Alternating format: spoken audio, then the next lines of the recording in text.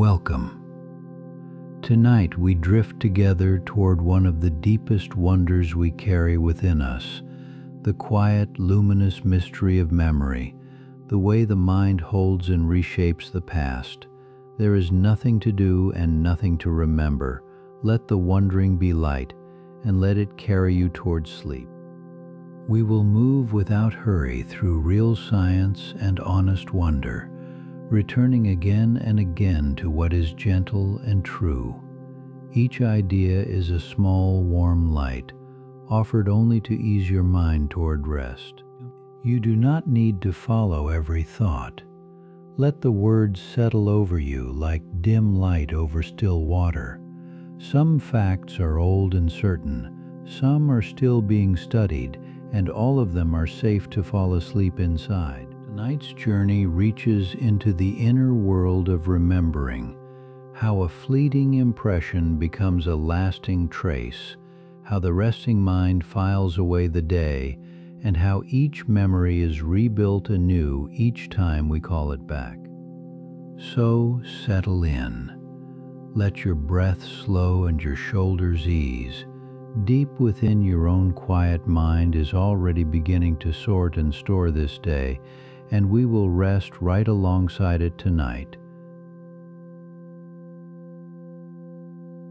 A single memory can seem like such a small thing, a flicker of something once seen or felt, and yet the story folded inside it is enormous, reaching across the whole architecture of the mind.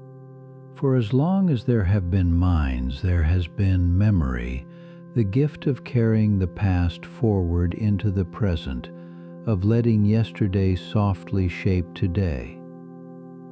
Tonight we will not rush through that story. We will linger in it, the way warmth lingers in the air after the last light has faded, soft and unhurried and kind. There is nothing here to trouble you. The world of memory is intricate, yes, but it is also deeply peaceful, a place of quiet light, gentle patterns, and slow, steady wonder. So let us begin gently, holding this small, luminous mystery in our minds, and let its quiet workings become the lullaby that eases you down into sleep. Here is the first surprising truth of memory. It is not a recording.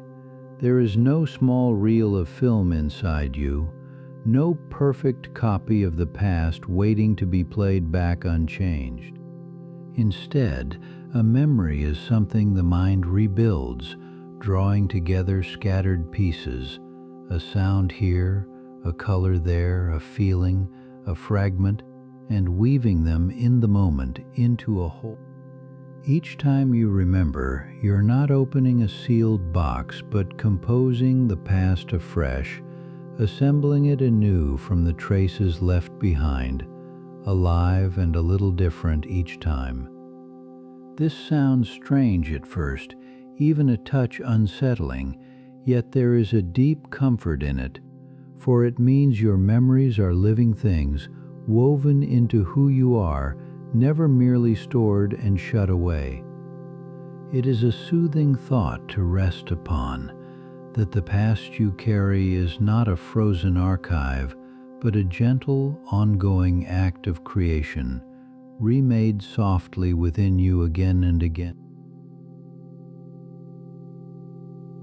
Scientists who study memory often speak of it as having three broad homes, three different ways the mind can hold on to what it meets, each with its own span and its own purpose. There is sensory memory, the briefest of all, holding a vivid impression for a mere fraction of a second. There is short-term memory, holding a few things for a little while, and there is long-term memory which can last a lifetime. Think of them as three rooms of different sizes.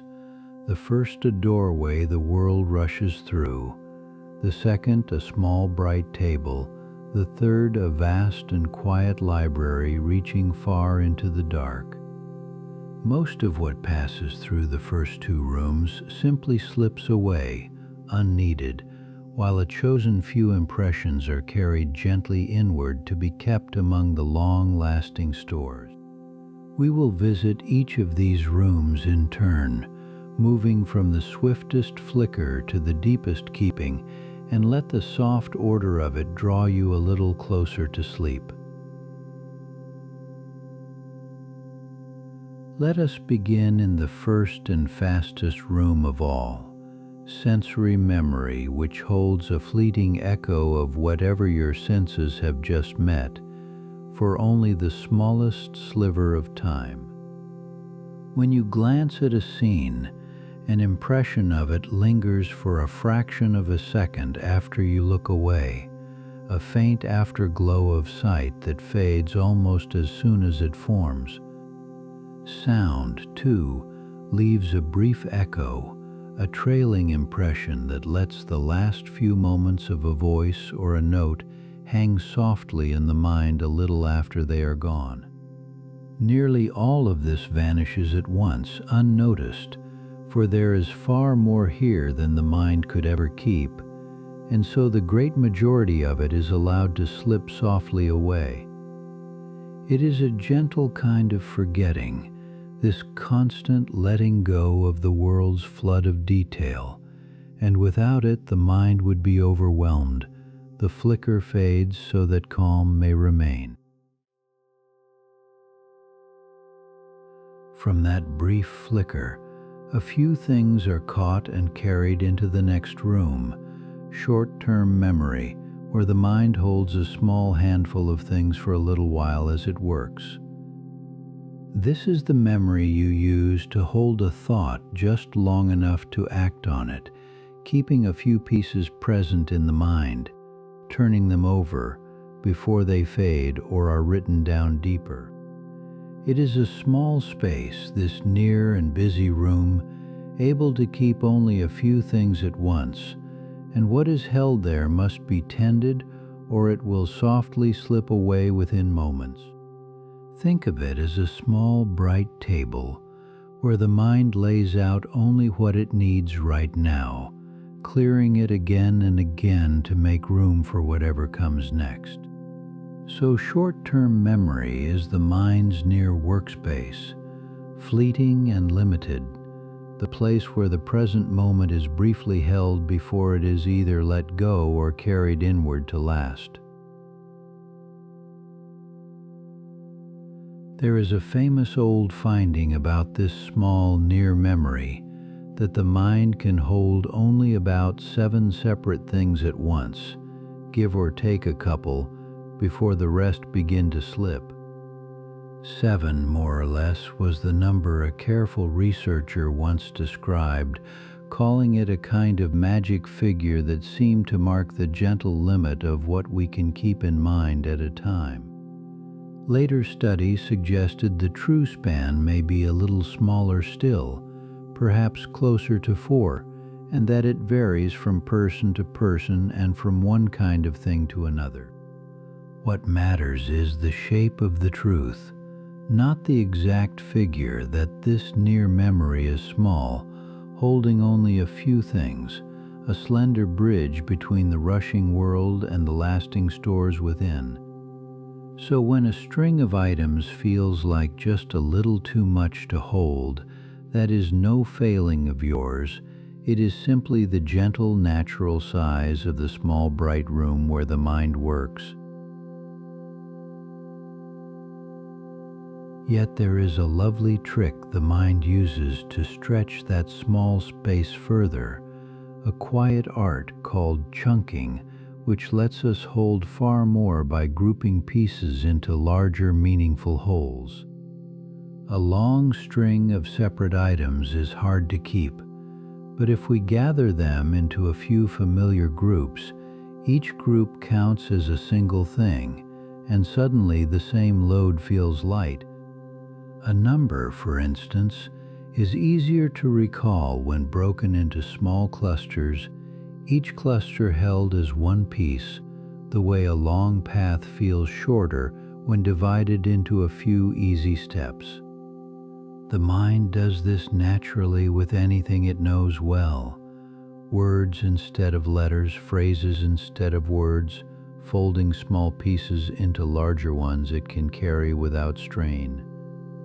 So the limit of the near memory is not as fixed as it seems. By gathering the many into the few, the mind slips far more through the small bright doorway than you might ever expect. Closely tied to this near memory is something scientists call working memory, which is not just a place to hold things, but a small workshop where the mind turns them over and uses them. Working memory is what lets you keep a few things in mind while you do something with them, comparing, arranging, following a thought from its start through to its quiet end. It is the mind's juggling, holding several pieces aloft at once while reasoning across them, the active heart of thinking in the present moment, busy and bright and brief. Like the small near memory it draws upon, this workshop is limited in size, able to hold and handle only so much before some piece must be set down so another can be taken up.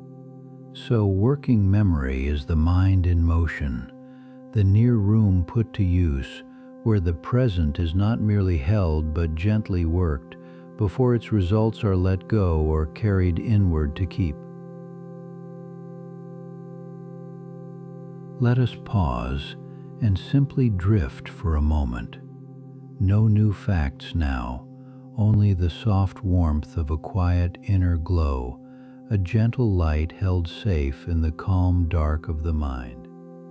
Breathe in slowly and picture a single warm point of light within you, steady and still, asking nothing, only shining softly in the gentle dark. Breathe out and let a little of that calm loosen your shoulders. There is so much gentle wonder in the keeping of the past, and a little of its peace is yours to rest in tonight. Beyond the small near rooms lies the great one, long-term memory, the vast and quiet library where the mind keeps what it has chosen to hold for days, for years, for a whole life. Here the limits of the near memory fall away, for this store is immense, holding more than we could ever count, faces, places, facts, skills, and the long unspooling story of a life. Nothing here must be held aloft by effort. These memories rest on their own, quiet and waiting, ready to be drawn up into the light when something calls them back. How much it can hold no one truly knows, only that the number is enormous, a library so deep that we never reach its far wall, always with room for more upon its endless shelves. So picture as you drift a vast, still library reaching far into the warm dark, its shelves heavy with all you have ever kept, waiting in deep silence for the gentle moment of recall. Much of memory forms on its own, without our trying, but we can also build it on purpose, choosing what to attend to repeat, to weave with meaning, and so to keep. To learn deliberately is to work with memory's nature, giving a thing attention, returning to it across time, tying it to what we know, lending it the conditions to last. The old arts of memory and the new science agree on how to do this well, and their gentle methods are open to anyone who wishes to hold something dear and firm.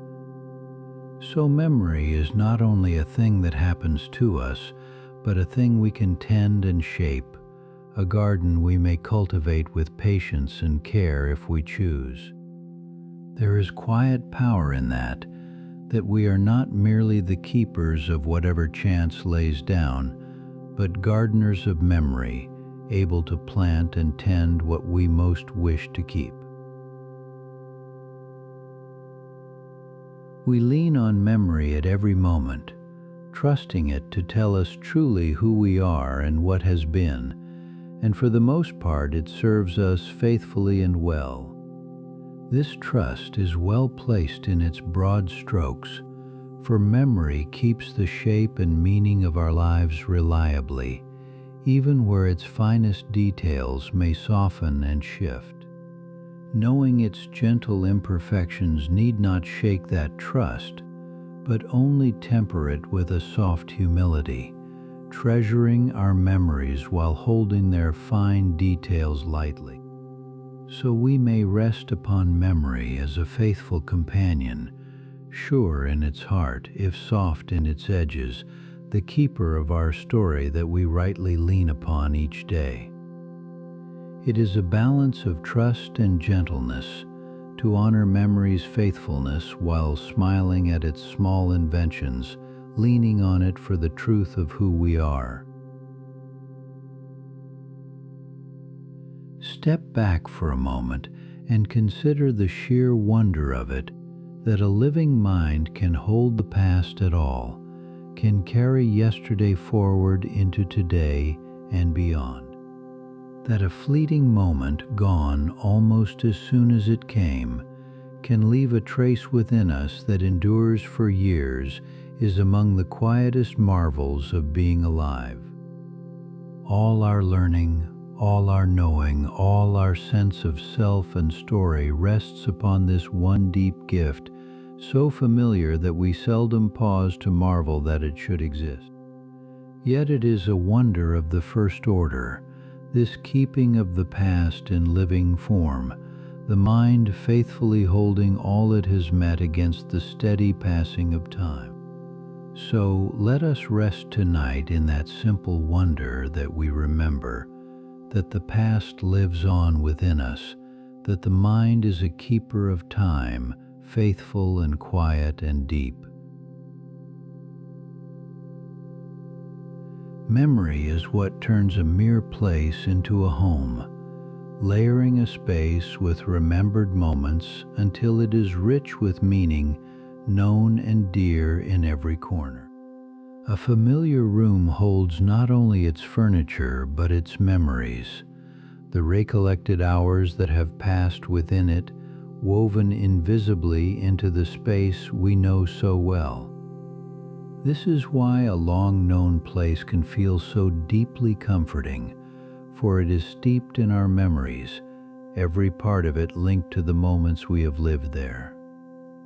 So the warmth of a home is in large part the warmth of memory, the gathered recollections that make a space feel ours, known and safe and full of quiet meaning. It is a gentle thought as you rest in your own familiar place, that the comfort around you is woven of memory, the dear and remembered hours that have made it home. We return softly to the deepest gift of memory, the way it holds together the continuous self, the unbroken sense of being one person across the long span of a life. Through all our changing, memory keeps the thread, joining the child we were to the person we are, holding our whole story in one quiet and continuous keeping.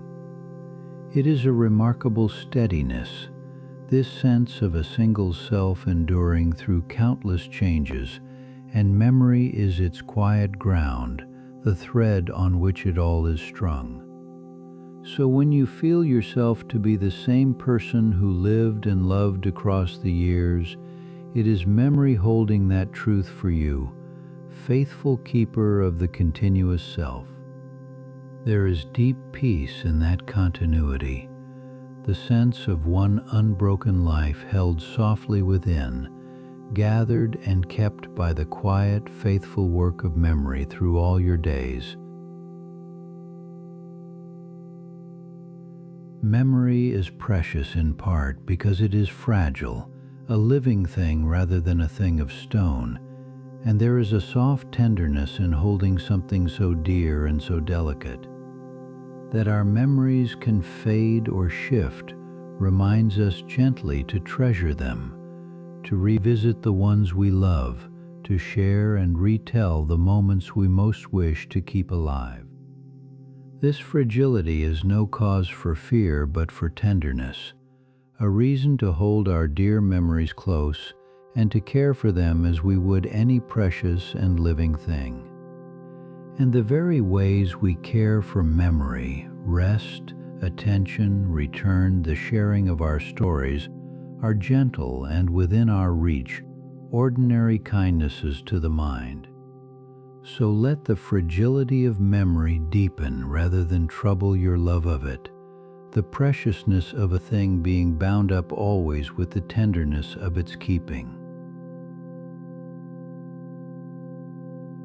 Looking back across all we have wandered through, memory reveals itself as woven through the whole of a life, present in every learning, every knowing, every familiar thing. It is in the skills of our hands and the facts of our minds, in the faces we know and the places we love, in the lessons we carry and the stories we tell. There is hardly a corner of our lives that memory does not touch, so deeply is it woven into all we are and all we do, quiet and constant and everywhere. So vast and so familiar is its presence that we scarcely notice it, the way we scarcely notice the air, and yet it holds up nearly the whole of our experience. So memory is less a single faculty than the very fabric of a remembered life, woven through everything, the quiet thread on which the whole of our experience hangs. It is humbling to consider how much we owe to this quiet gift, how nearly everything we value rests in some way upon the mind's power to hold and recall the past. Our knowledge, our skills, our relationships, our very sense of who we are, all are built upon memory, all would dissolve without its faithful keeping. Every word we speak rests on a remembered language, every skill on remembered practice, every bond on remembered shared moments held dear across the years. So great is this debt, and so softly is it paid each moment, that we live our whole lives leaning upon memory while rarely pausing to thank it for all it gives. So let us pause now gently to honor it, the deep, faithful gift of memory, holding up so much of our lives so quietly that we forget to marvel at all it bears. Imagine as you drift, a single dear memory glowing softly within you like a warm light in a dark and quiet room, gentle and steady and near. It asks nothing of you, only that you let it shine, a small warmth held in the mind, the keeping of a moment once lived and loved and gathered safely in. Around it in the soft dark lie countless others, a whole quiet constellation of remembered moments, each a small light in the vast and gentle library within. There is no need to reach for any of them now, only to feel their soft presence, the warm glow of a life remembered shining quietly in the dark.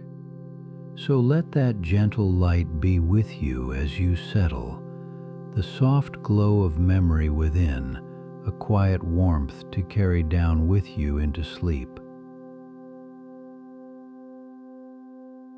The gift of memory is older by far than any one of us, woven into living minds across an immense depth of time, long before there were words to speak of it.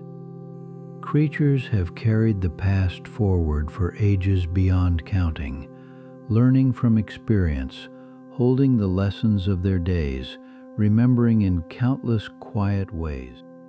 So when we marvel at our own remembering, we marvel at something truly ancient, a deep capacity of life itself, refined across an unimaginable span of years.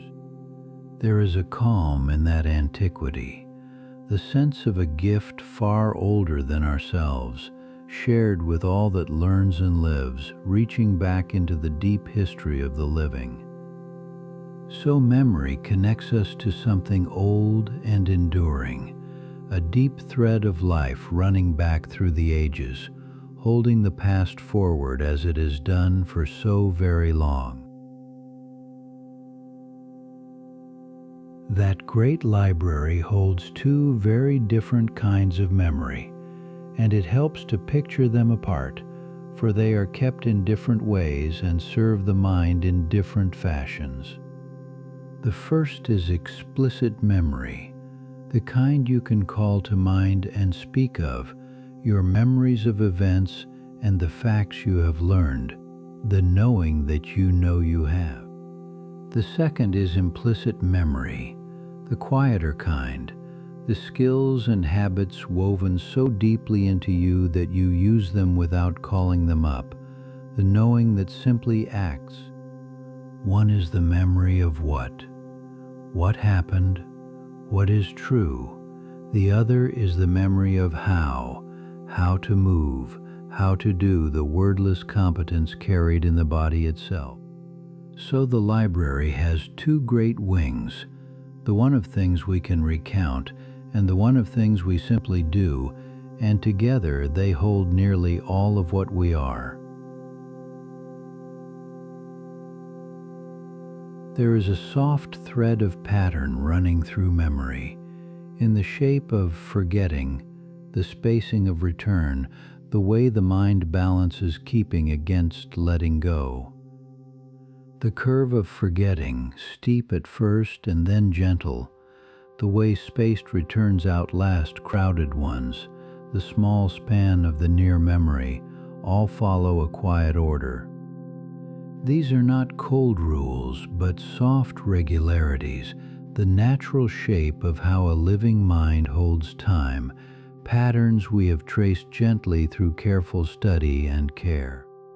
There is a calm beauty in that order, the sense that even memory, so personal and so warm, moves to a soft and discoverable rhythm beneath its living surface. So memory keeps a hidden pattern, gentle and unhurried, a quiet order beneath the warmth of remembering, lovely to glimpse and soothing to rest upon. After all we have wandered through tonight, it is worth asking softly why memory should amaze us so, why we return to it again and again with such quiet wonder.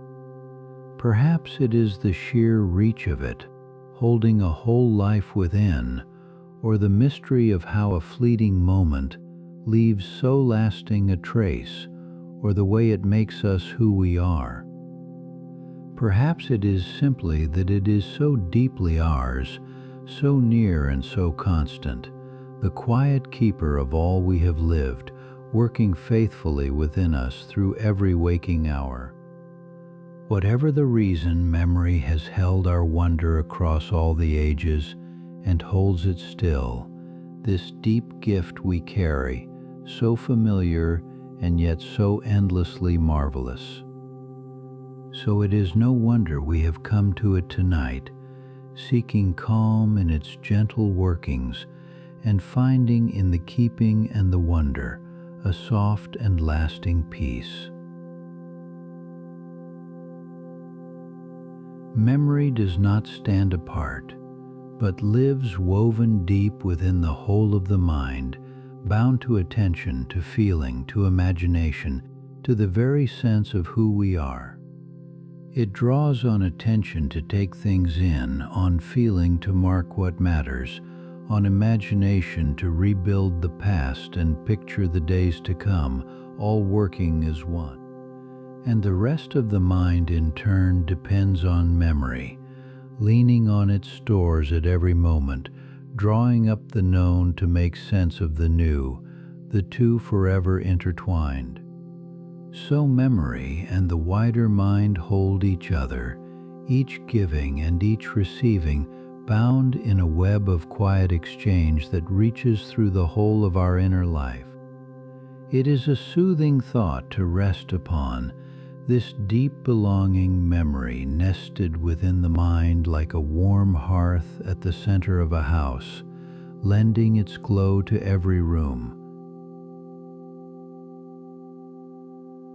Looking back across all we have spoken of, it is striking how much the careful study of memory has taught us about the deep and quiet workings of the mind.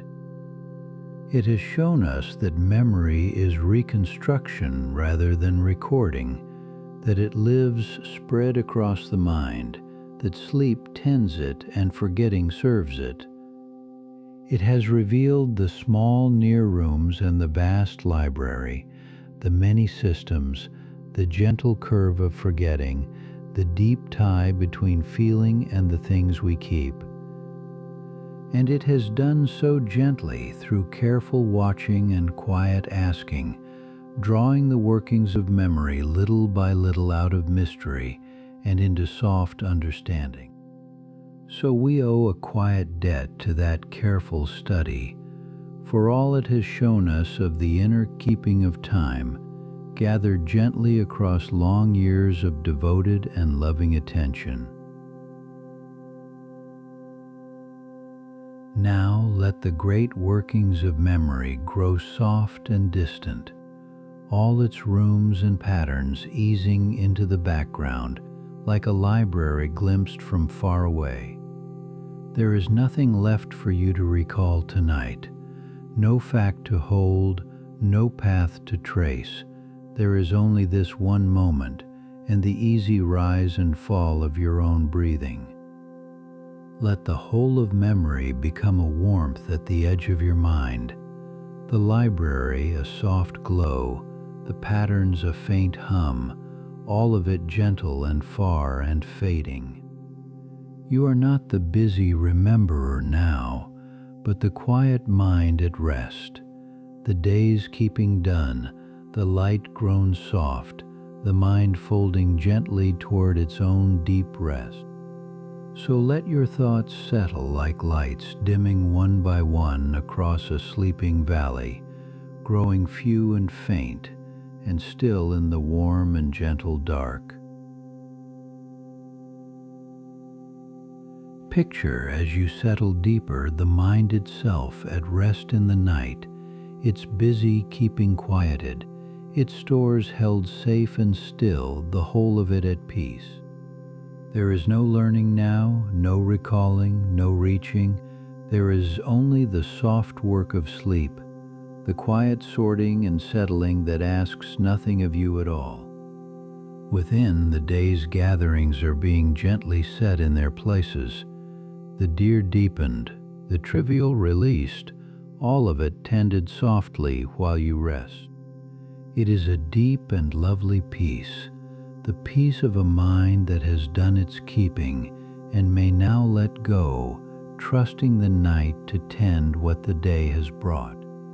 So let that peace be yours tonight, the calm of the resting mind, the stores held safe, the sorting done in silence, the soft sure waiting for the gentle light of morning. One more gentle rest before we near the end. Let every fact and wonder grow distant and small, like a soft glow seen from far away, calm and warm in the fading dark. You have wandered through the whole quiet world of memory tonight, the near rooms and the vast library, the keeping and the wonder, and now there is nowhere left to go but rest. Let the whole soft world of memory settle into a single quiet feeling of peace. The gentle glow softens in the last of the dark, and slowly, slowly it lets you go to sleep. We have come a long way tonight from a single flicker of memory through the whole quiet architecture of the mind, the near rooms and the vast library, the keeping and the letting go. We found again and again the same gentle truth, that memory is a living thing, rebuilt with love each time we recall, holding our whole story softly within. There is nothing left to do now but rest. The mind is at rest too, its keeping quieted, its stores held safe in the warm dark, the day gently sorted and set aside. So let the whole quiet world of memory become a lullaby, the library and the light all softening into the calm that carries you gently toward sleep. Let go and drift. Your mind will keep its faithful work through the night to come, and tonight the soft inner world of memory has eased you with great care all the way down toward rest. Our journey is ending now, here in the soft, warm hush of a mind at rest, its keeping quieted, its stores held safe, the gentle day folding softly toward its close. Let the facts and the wonders fade away like the last lights dimming across a sleeping valley, growing dimmer and softer until only a calm and gentle dark remains around you. You carry within you a whole quiet world of memory, a vast, soft library of all you have lived and loved, held faithfully through the years and resting safely now in the dark.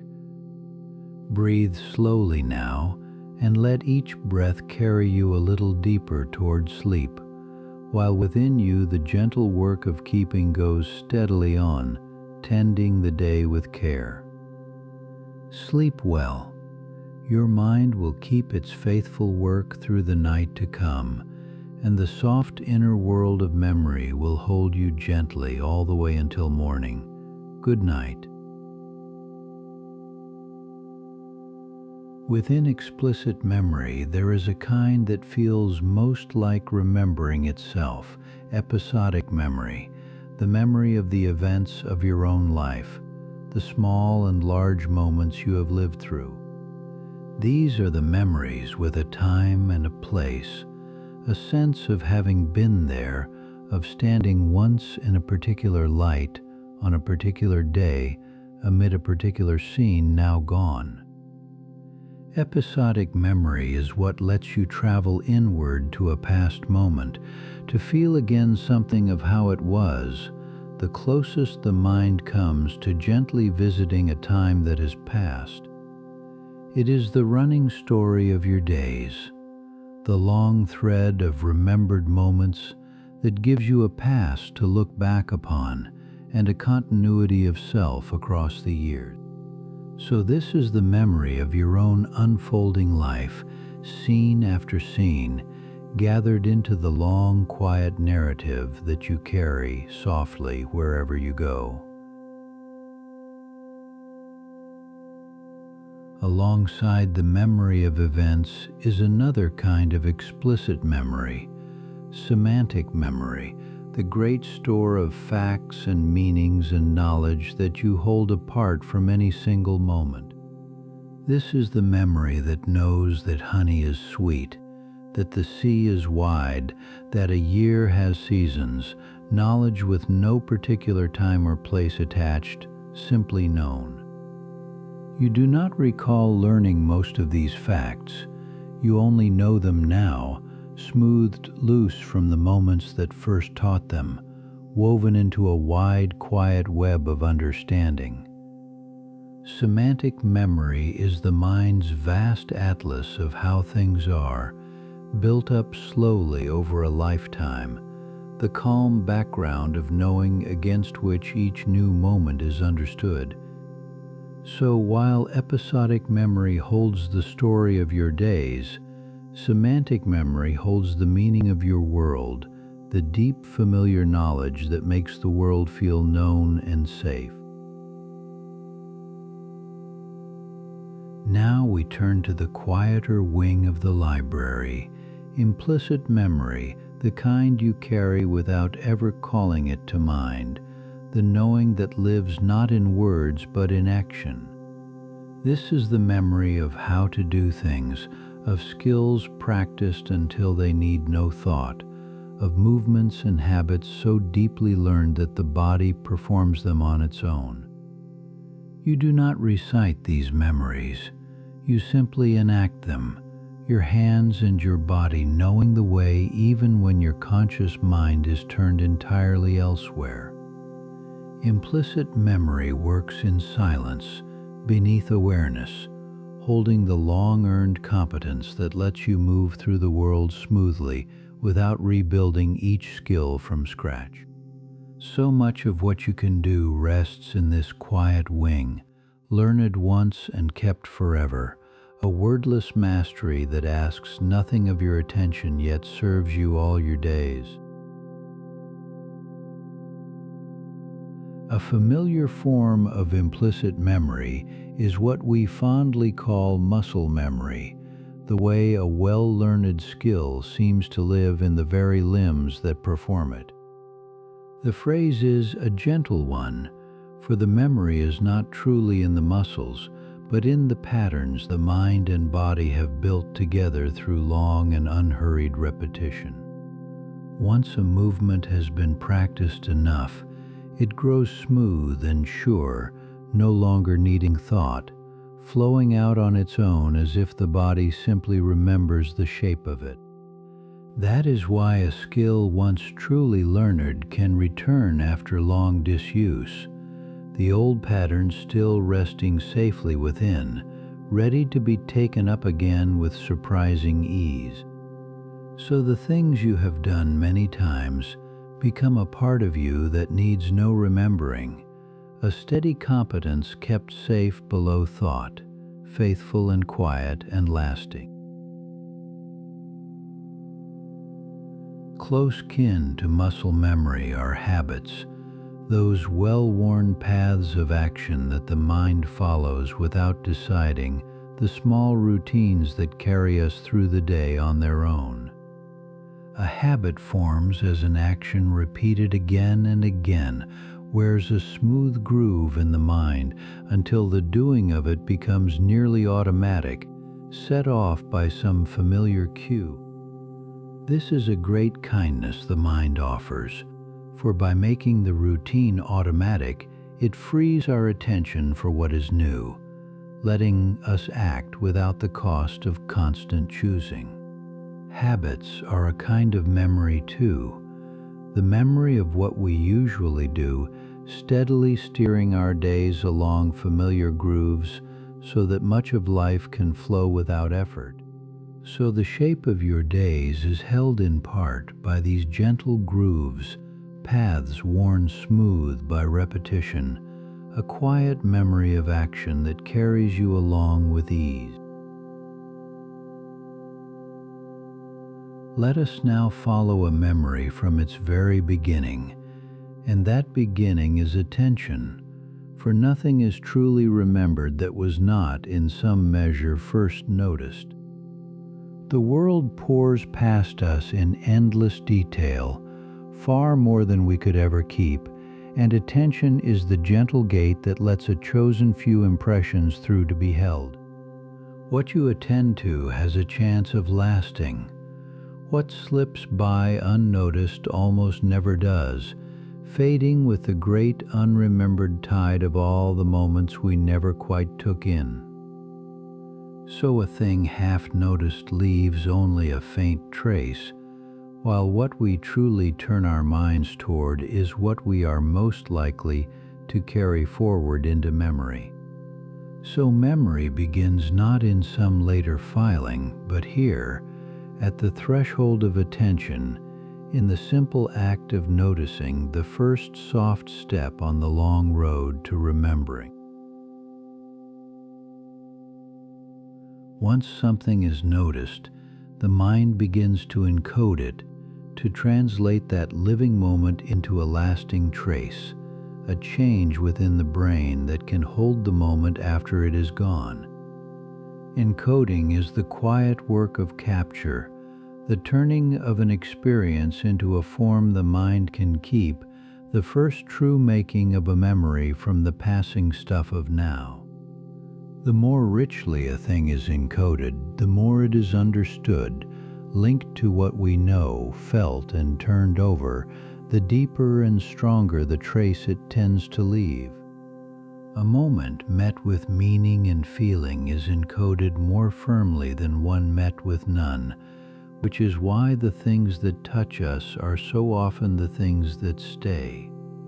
So encoding is the bridge from experience to memory, the gentle alchemy by which a fleeting now is rendered into something that can outlast its own brief moment.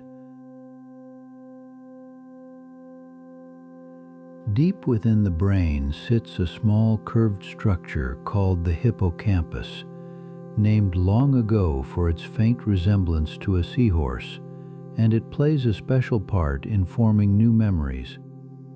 The hippocampus acts something like a librarian for the mind, helping to gather the scattered pieces of an experience and bind them together into a single rememberable whole. When you live through a moment, its sights and sounds and feelings arrive in different parts of the brain, and the hippocampus helps to knit these threads into one connected memory. It is especially vital for the explicit memories of events and facts, the kind we can later call to mind, helping to register them so they may one day be recalled. So picture this small, quiet librarian at work, deep within, gathering the day's loose pages and gently binding them, so that the moments of your life may be kept and found again. To understand where a memory truly lives, we must picture the brain's countless tiny cells, the neurons, the living threads from which all thought and memory are woven. Each neuron reaches out to many others, passing along faint signals across the small gaps between them, so that the whole brain is a vast web of cells in quiet conversation. A memory is not held in any single cell, but in the pattern of connections among many, in which neurons are linked to which, and how strongly the signal flows between them. When you learn something, the connections among a particular set of neurons are altered, strengthened, so that they more readily light up together again in the same pattern. So a memory is, in a sense, a pattern woven into this living web, a particular constellation of connected cells made ready to glow together once more when the memory is called. There is a gentle phrase that captures how memories take hold among the neurons, that cells which fire together wire together, growing more closely linked the more they act as one. When two neurons are active at the same time, again and again, the connection between them tends to strengthen, so that in time the firing of one more easily stirs the other. In this way, the patterns of an experience are etched softly into the web, the cells that lit up together during the moment, becoming bound to relight together later as memory. This strengthening of connections through shared activity is, in plain terms, much of what learning is, the quiet reshaping of the brain's web by what we live and practice. So each thing learned leaves the web a little changed, certain links made stronger, the living threads of the mind gently rewoven by the very moments they take in. Scientists have a name for this strengthening of the link between neurons that fire together, long-term potentiation, a long phrase for a simple and rather beautiful idea. It means in gentle terms that a connection well used grows more responsive, more ready to carry its signal, as though a path walked often becomes easier to walk again. This lasting strengthening is one of the ways the brain holds on to learning, a physical change at the tiny junctions between cells that can persist for a long, long while.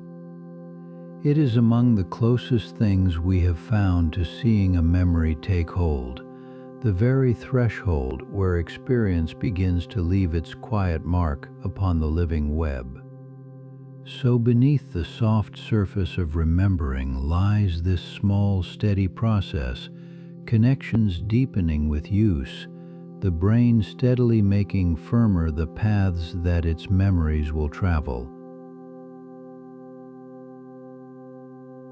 Rest here a while in an imagined stillness, a soft, dark space where countless gentle lights drift slowly, calm and unhurried, far from any care or task.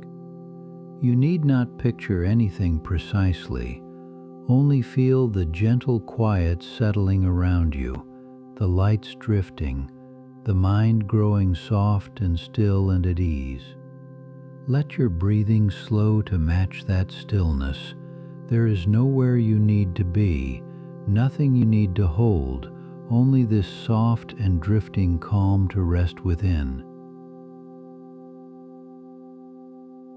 It helps to picture this strengthening as the wearing of a path, for the more often a road is traveled, the clearer and easier it becomes for the next traveler to follow. A memory recalled or a skill practiced sends the signal down the same path again, and each passage smooths it a little further, making the next recall a touch more certain. This is why repetition helps us learn, why a thing returned to many times grows easier to summon the path within worn gradually clear by every gentle retracing. And a path long unused grows faint, the way an untrodden trail fades back into the meadow, the connection weakening slowly when it is no longer called upon.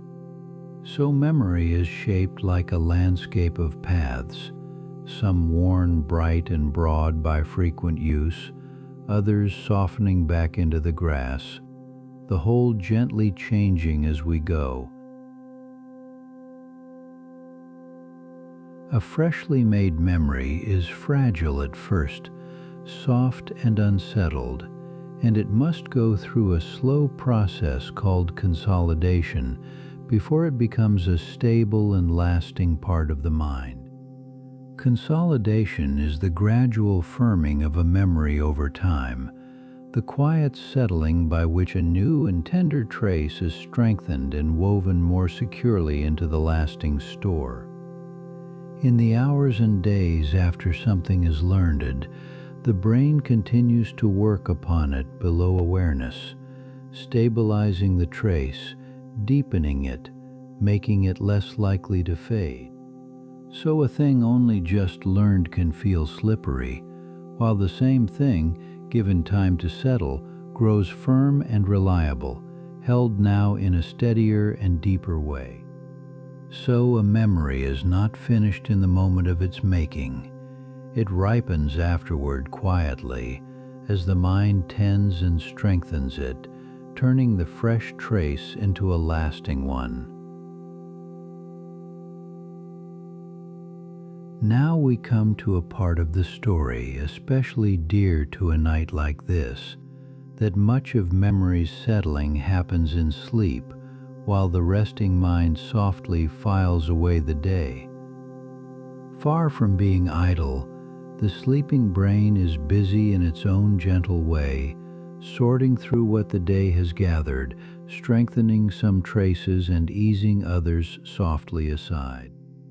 It is thought that sleep gives the mind the quiet it needs to do this deep work of consolidation, free from the rush of waking, able to tend its memories undisturbed. So the rest you take is not only for the body, but for the mind's remembering, a time when the day's experiences are gathered up and gently set in their lasting places. There is a soft comfort in this as you drift tonight, that as you sleep your own mind will tend the day for you, sorting and keeping its small treasures while you rest. One of the loveliest discoveries about sleep and memory is that the sleeping brain seems to replay the patterns of the day, faintly retracing the experiences it has lived. In rest, the same constellations of cells that fired during a waking moment can light up again in their order, as if the mind were softly rehearsing what it has learned. This gentle replay is thought to help fix the memory, walking the new path again and again in the quiet, smoothing it deeper while the rest of the world is still. It is as though the mind in sleep turns once more through the pages of the day, choosing what to keep, tracing the lines a little firmer before letting the book close. So as you sleep tonight, somewhere within, the day may be playing again in faint and quiet light, a soft rehearsal by which its small moments are made to last. Sleep helps memory in more than one way, for it serves the mind both before learning and after, on either side of the moment when something new is taken in. Rest before learning seems to ready the mind to take in the new, the well-rested mind more able to attend and encode than the weary one, more open to the gathering of memory. And rest after learning helps the new memory settle, giving the mind the quiet hours it needs to consolidate the trace, to firm and keep what the day has brought. So a good night's sleep cradles learning on both sides, preparing the mind to receive and then helping it to hold a gentle guardian at either end of remembering. There is wisdom in this for any night, that to rest well is itself a way of caring for memory, a quiet service the mind performs for itself in the dark. A natural question is where exactly a memory is kept, and the answer is gentle and surprising. A lasting memory is not held in one single spot, but spread across the mind. The pieces of a memory, its sights, its sounds, its meanings, its feelings, are kept in the different regions that first handled them, scattered yet bound softly together.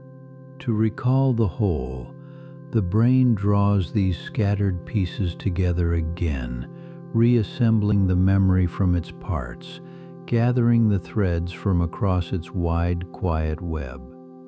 So there is no small drawer where a single memory lies whole.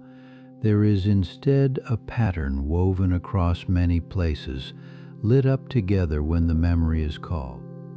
This spreading is part of why memory is so resilient and so rich, each one stitched from many regions, a tapestry drawn from across the whole gentle landscape of the mind.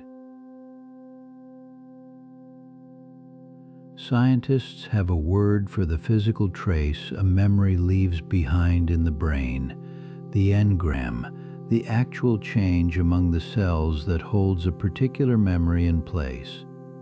An engram is the bodily form of a memory, the specific set of connections and changes that, when stirred, gives rise once more to the remembered thing. For a long time, the engram was only an idea, a name for something believed to exist but never quite seen, the elusive footprint of memory within the living brain. In time, careful study began to find its traces, glimpsing the patterns of cells that hold a memory, drawing the old idea a little way out of mystery into gentle light. So the engram is memory made physical, the quiet mark a moment leaves upon the web of the mind, the very place where the past is kept among the living cells. Now we turn from the keeping of memory to the calling of it back, to recall the act by which a memory rises from the quiet store into the light of present awareness. Recall often begins with a cue, some small key, a scent, a word, a place that touches part of the memory's pattern and stirs the rest of it gently awake. From that first touch, the whole pattern can relight, the scattered pieces drawing together, the remembered moment rising up as if summoned from the deep by a single soft note. It is why a familiar smell or an old song can call back a whole scene unbidden, the cue reaching down to a sleeping pattern and waking it in full within the mind. So recall is a kind of gentle drawing up, a pattern relit from a single spark, the past rising softly into the present at the lightest, most ordinary touch. Let us linger in a wide and tranquil dark, far from any care, only a soft expanse of drifting lights glowing gently, swaying slowly in the calm and easy air. There is nothing to recall here, and nothing to do. Only the gentle drift of soft lights through the dark, each one calm and unhurried in the quiet hush. Settle into that same warm stillness. Let it be a place with no demands, where you, like the drifting lights, may simply rest within the soft and gentle dark. Here we return to that first great truth, now seen more deeply, that remembering is not playback but reconstruction, a rebuilding of the past from the traces left within. When you recall a moment, you do not retrieve a finished copy. You reassemble the moment from its pieces, filling the gaps with what seems to fit, composing it anew each time. This is done so smoothly that it feels like simple retrieval, like opening a window onto the past, yet beneath that ease lies a quiet act of making fresh in every recall. Because it is rebuilt rather than replayed, a memory can shift a little with each remembering, the gaps filled slightly differently, the whole gently reshaped over time. So your memories are less like photographs in an album and more like stories retold, faithful in their heart yet softly remade in the telling, alive each time you recall them. There is a delicate further truth in this, that the very act of recalling a memory can make it briefly changeable again, soft and open, before it settles once more. When a memory is brought back into the mind, it seems to enter a tender state for a while, able to be touched and altered, before it is reconsolidated and set anew. This means that each time you remember, you may gently update the memory, folding in something of the present moment so that the trace you keep is subtly remade. It is a strange and lovely thing that to remember is in some sense to rewrite, the past gently reshaped by the very act of revisiting it, then sealed away once more. So a memory often recalled is a memory often touched, carried forward not unchanged but living, reshaped a little by all the times you have drawn it up into the light. Not every memory endures, and it is worth a soft wondering why some moments stay with us for a lifetime, while others slip away within a day, leaving hardly a trace. Memories that are encoded richly, met with attention, meaning, and feeling, tend to last, while those met lightly, half noticed, tend to fade and soon are gone. Memories returned to often are strengthened by each visit, worn bright by use, while those never recalled grow faint, the unused path softening slowly back into the dark. And memories tied to strong feeling, or to something deeply meaningful to us, take an especially firm hold, marked by the mind as worth the keeping. So what lasts is shaped by attention, by meaning, by feeling, and by use. The moments we truly take in and return to becoming the ones that gently stay. We come now to forgetting, which we often treat as a failure, yet which is in truth a natural and necessary part of how a healthy memory works. Far from being a mere breaking down, forgetting is in part a gentle design, a clearing away of what is no longer needed so that the mind is not buried beneath its own past. A mind that kept everything, every detail of every moment, would be overwhelmed, unable to find what matters amid the endless clutter of all it had ever met. So forgetting clears the shelves, letting go of the trivial and the outworn, keeping the library of the mind open and usable rather than choked with all it has seen. There is real comfort in this, that to forget is not always to fail but often to tend, the mind gently tidying itself, making room, keeping what serves and releasing the rest. One gentle reason memories slip away is simple fading, the slow dimming of a trace that is left unused, the way a path grows faint when no one walks it for a long while. A memory not returned to may weaken bit by bit, its connections softening, until what was once clear becomes hazy, then dim, then at last too faint to call. This fading is no harsh erasing, but a soft settling, the mind letting go of what it does not use, releasing the unneeded back into the quiet from which it came. It is why the details of an ordinary day, unremarkable and unrevisited, blur together and dissolve, while the moments we return to stay vivid and near.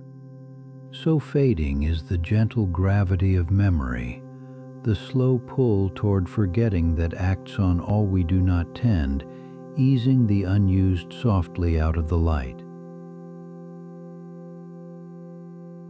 Another reason we forget is interference, which happens when memories that are alike crowd against one another, making any single one harder to find among its neighbors. New memories can blur over older ones, and old ones can color the new, similar moments running together until it is hard to tell just which detail belonged to which. This is why many like days are hard to keep apart, each one so much the same that they merge into a single blurred impression, the particulars lost among the many. It is not that the memories are gone, but that they tangle, each one harder to pick out, when so many resembling it are stored close by in the crowded shelves. So interference is a crowding rather than a loss, a difficulty of finding rather than of keeping, the similar moments of life slowly blending into one another over time. Forgetting follows a curious shape across time, for we tend to lose the most in the first little while after learning, and then to lose what remains far more slowly. A great part of what we take in slips away soon after, in the first hours and days, while what survives that early thinning tends to linger much longer and more steadily. This was traced long ago by a careful researcher who tested his own memory over time, charting how it dropped steeply at first and then leveled into a gentle decline. So the early fading is swift, and the later fading slow, which is why a thing reviewed just as it begins to slip can be caught and held before it falls away.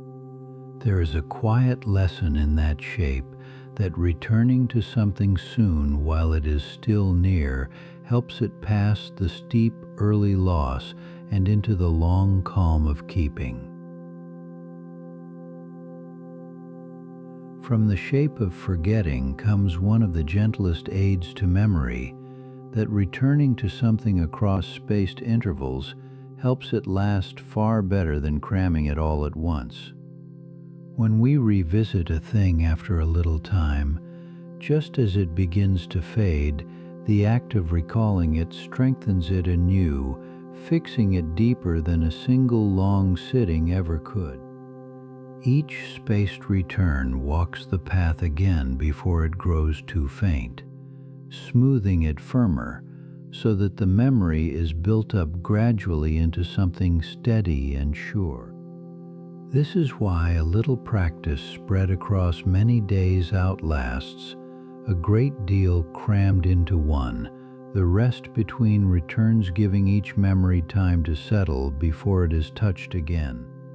So patience itself is a friend to memory, the gentle spacing of return doing softly what no amount of hurry can, building the lasting trace one calm visit at a time. Feeling has a powerful hold on memory, and near the heart of this lies a small structure called the amygdala, which helps tag the moments charged with emotion. When something stirs us strongly, the amygdala lends its signal to the forming memory, marking that moment as important, helping it take a firmer and more lasting hold. This is why the moments that move us, the joyful, the tender, the striking, so often stay vivid long after ordinary days have blurred and faded into the soft background. The mind, it seems, gives extra weight to what we feel, treating emotion as a sign that a moment matters and is worth the deeper keeping among our lasting stores. So feeling and memory are close companions, the amygdala gently underlining what touches us, so that the heart's brightest moments are held among the firmest we possess. Some emotional memories feel especially sharp, as if a moment of great surprise were caught whole and frozen, and these are sometimes called flashbulb memories for their vividness. In such a memory, we feel certain we recall exactly where we were and how it was, the scene preserved in striking detail, lit as though by a sudden bright flash. Yet studies have gently shown that even these vivid memories can drift and err, their details slowly shifting over the years, though our confidence in them stays strong. So the sense of perfect clarity does not always match the truth, for the feeling of vividness and the accuracy of a memory are not the same thing, however much they seem to be. It is a soft reminder that even our brightest memories are reconstructions, vivid and dear, yet still rebuilt, sharp in feeling, though softer in fact than they appear. One of the most humbling findings about memory is that we can recall something with complete confidence and still be mistaken, the feeling of certainty no sure guide to truth. Because remembering is reconstruction, the mind can fill its gaps with what seems likely, weaving in details that were never there, yet the result feels every bit as real. A memory can feel vivid and sure, and yet contain things that did not happen, small inventions stitched so smoothly into the whole that we cannot tell them from the rest. This is not a sign of a failing mind, but the ordinary nature of memory itself, which is built for usefulness and meaning more than for perfect photographic accuracy. So it is wise and kind to hold our memories gently, treasuring them while knowing they are reconstructions, true in their heart, yet humanly, softly imperfect in their detail. Memories can also blend the details of one occasion softly mingling with another until two separate moments fold together into a single remembered scene. Because the pieces of memory are stored apart and reassembled at recall, a piece from one time can slip into the rebuilding of another, joining what was once distinct.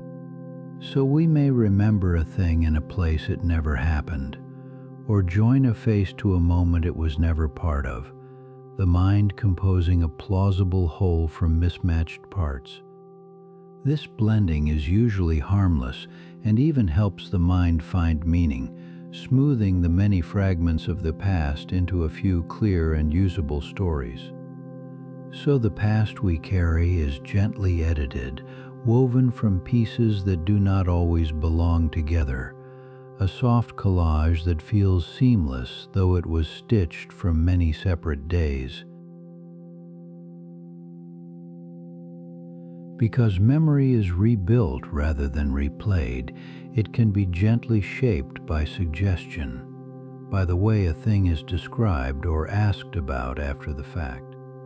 A leading phrase, a confident retelling, even an imagined scene can softly seep into a memory, folding into the reconstruction until it feels like part of the original. This is why memory must be handled with care in serious matters, for what seems a clear recollection may have been softly colored by what was said or pictured afterward. None of this is a fault of yours. It is simply how a reconstructive memory works, open by its very nature to the gentle influence of all that comes after the moment itself. So our memories are tender things, shaped not only by what happened, but by all the rememberings and retellings since, the past softly reworked by the present that recalls it. Long before anyone knew of neurons, people had discovered clever ways to strengthen memory, and these old arts still work today because they fit the mind's true nature so well. In the ancient world, those who needed to recall long speeches or great stores of knowledge practiced a careful craft of memory, with methods passed down and refined over centuries. These methods turned on imagery and on place, on making the things to be remembered vivid and strange, and on tying them to familiar locations the mind already knew well. They understood, without the science we have now, that the mind holds best what is vivid, what is meaningful, and what is woven into something it already knows. So the old art of memory and the new science of it quietly agree, the ancient practices having found by long trial the very truths the laboratory would later confirm. The most famous of these old arts is the method of loci, often called the memory palace, in which the things to be remembered are placed within an imagined familiar space. You picture a place you know well, a home or a path or a garden, and you set each thing to be recalled at a particular spot along a route you can walk in your mind. Then, to recall them, you simply stroll through that imagined place in order, finding each item waiting where you left it, the familiar route guiding you gently from one to the next. It works because the mind holds places and journeys with great ease, and by hanging facts upon that strong natural framework, we lend them some of its sturdiness. So the memory palace turns remembering into a quiet walk through a well-known place, each room and corner holding its small treasure, found again by the simple act of strolling through.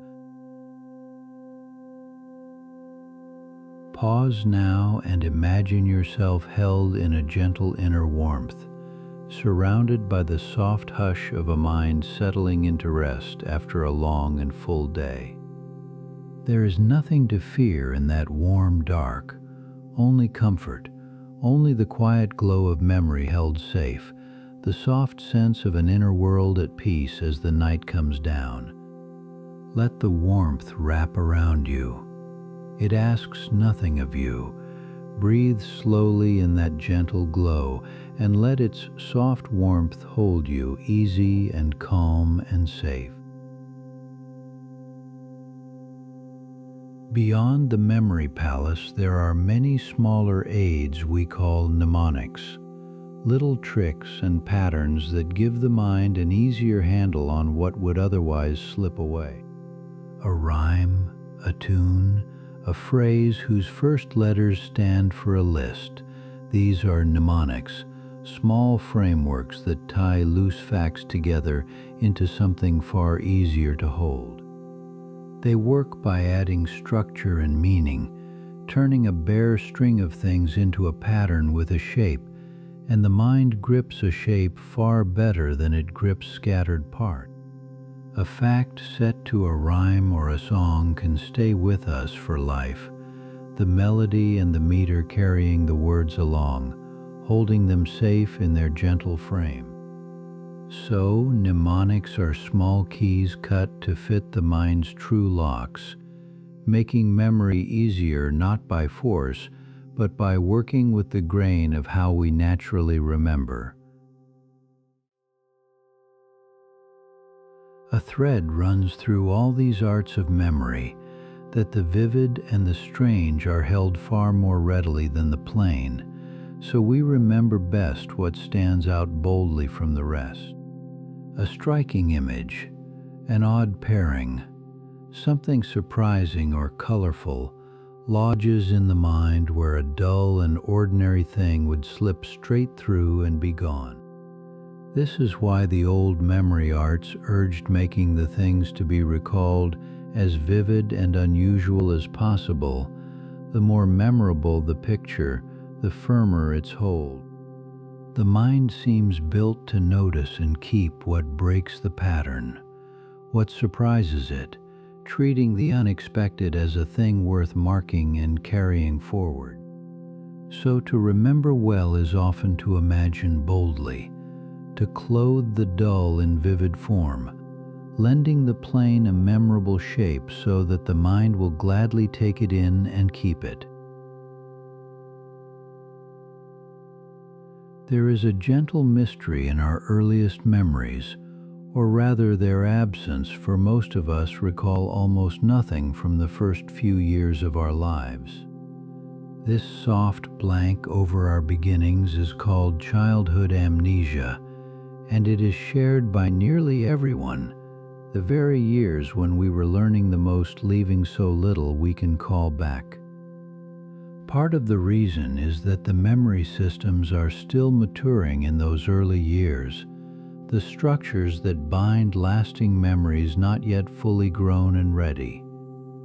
The early mind is busy with other great work, learning to move and speak and understand, building the very ground upon which later remembering will one day rest. So our beginnings fade not from any loss, but from a kind of unreadiness, the youngest mind growing the very tools it will need before it can keep its days in lasting form. It is worth a soft pause to wonder why those first years should fade so completely, when so much of who we become is shaped within them, below the reach of memory. Beyond the maturing of the memory systems, the very young mind has not yet learned to weave experience into the kind of ordered story that lasting memory seems to need. Without language and without a strong sense of self in time, the early moments may simply not be encoded in the form that could later be drawn back up into recall. And yet those years are not truly lost, for they live on in other ways in the deep early learning, the bonds, the comfort, woven below the level of memories we can name. So the faded first years are not empty, but foundational, held not as recallable scenes but as the deep quiet ground from which the rememberable self gently grew. We are far from alone in our remembering, for memory runs all through the living world, and many animals show powers of recall that are remarkable in their own quiet ways. Some birds hide thousands of seeds across a wide landscape and return to find them again later, recalling countless hiding places through the long turning of the seasons. Many animals remember faces and places, the routes to food and water, the lessons of past dangers, carrying the past forward to guide them through the present just as we do. In creatures great and small, there is this same gift of holding what has been, of letting experience teach and shape behavior, of learning from a world remembered. So memory is not ours alone, but a deep and widespread thread of life, woven through the animal world in countless forms, each one carrying its own past softly forward. Among the most striking rememberers in nature are certain small birds that store food against the winter, hiding seed after seed in scattered places across their range.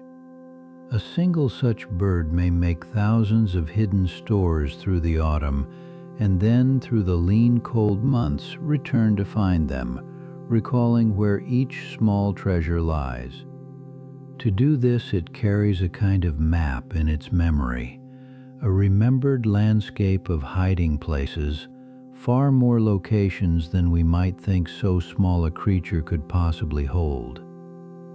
That a tiny bird can keep so vast a store of places and find them again across a changed and snow-covered land is a quiet marvel of memory in the wild. So in the woods through winter there are small minds at work, recalling their hidden harvests, each remembered seed a thread between a past autumn and a present hungry day. Memory does more than store the past. It gently holds together the very sense of who we are, the long thread of remembered moments that makes one continuous self across time. It is largely through memory that you feel yourself to be the same person who lived yesterday and last year, your past held within you, your story unbroken from then to now. Each remembered moment is a small stitch in that long thread, joining the self of the past to the self of the present, weaving a life into one continuous whole. So memory is not only a record, but a kind of binding, the gentle force that gathers all your separate days into a single ongoing life that feels like yours. There is something deeply comforting in that within you, woven of countless small rememberings, lives a quiet and continuous self, held softly together by all you have kept. Most of us know the curious feeling of a word that sits just out of reach, hovering on the very tip of the tongue, known yet for the moment impossible to call. In that small state, you can often feel the shape of the word, its first sound or its rhythm, certain that you know it, yet unable just then to draw it fully into the light. This gentle stumble shows how memory works in parts, the pieces of a word stored separately, so that some can rise while another lingers stubbornly below. And often, once you stop straining and let your mind rest, the word arrives on its own, surfacing softly a little later, as if it only needed you to look away. So even this small everyday hesitation is a soft window onto memory, showing the pieces and the patience of recall, the way the mind sometimes finds best by gently letting go. We have seen that recall often begins with a cue, and it is worth resting a while on these small keys, for they are how the mind so often finds its way back to the past. A cue is any small thing linked to a memory, a scent, a sound, a place, a word that touches part of the stored pattern and helps the rest of it rise into recall. The richer the web of cues tied to a memory, the easier it is to find, with many small paths leading inward to it from the ordinary things of the present day. So a memory can return so suddenly and so whole when we meet the right cue, the key fitting the lock exactly, the door of the past swinging gently open. So memory is reached not by searching every shelf, but by following these soft cues inward, the present forever brushing against keys that open the quiet rooms of the past.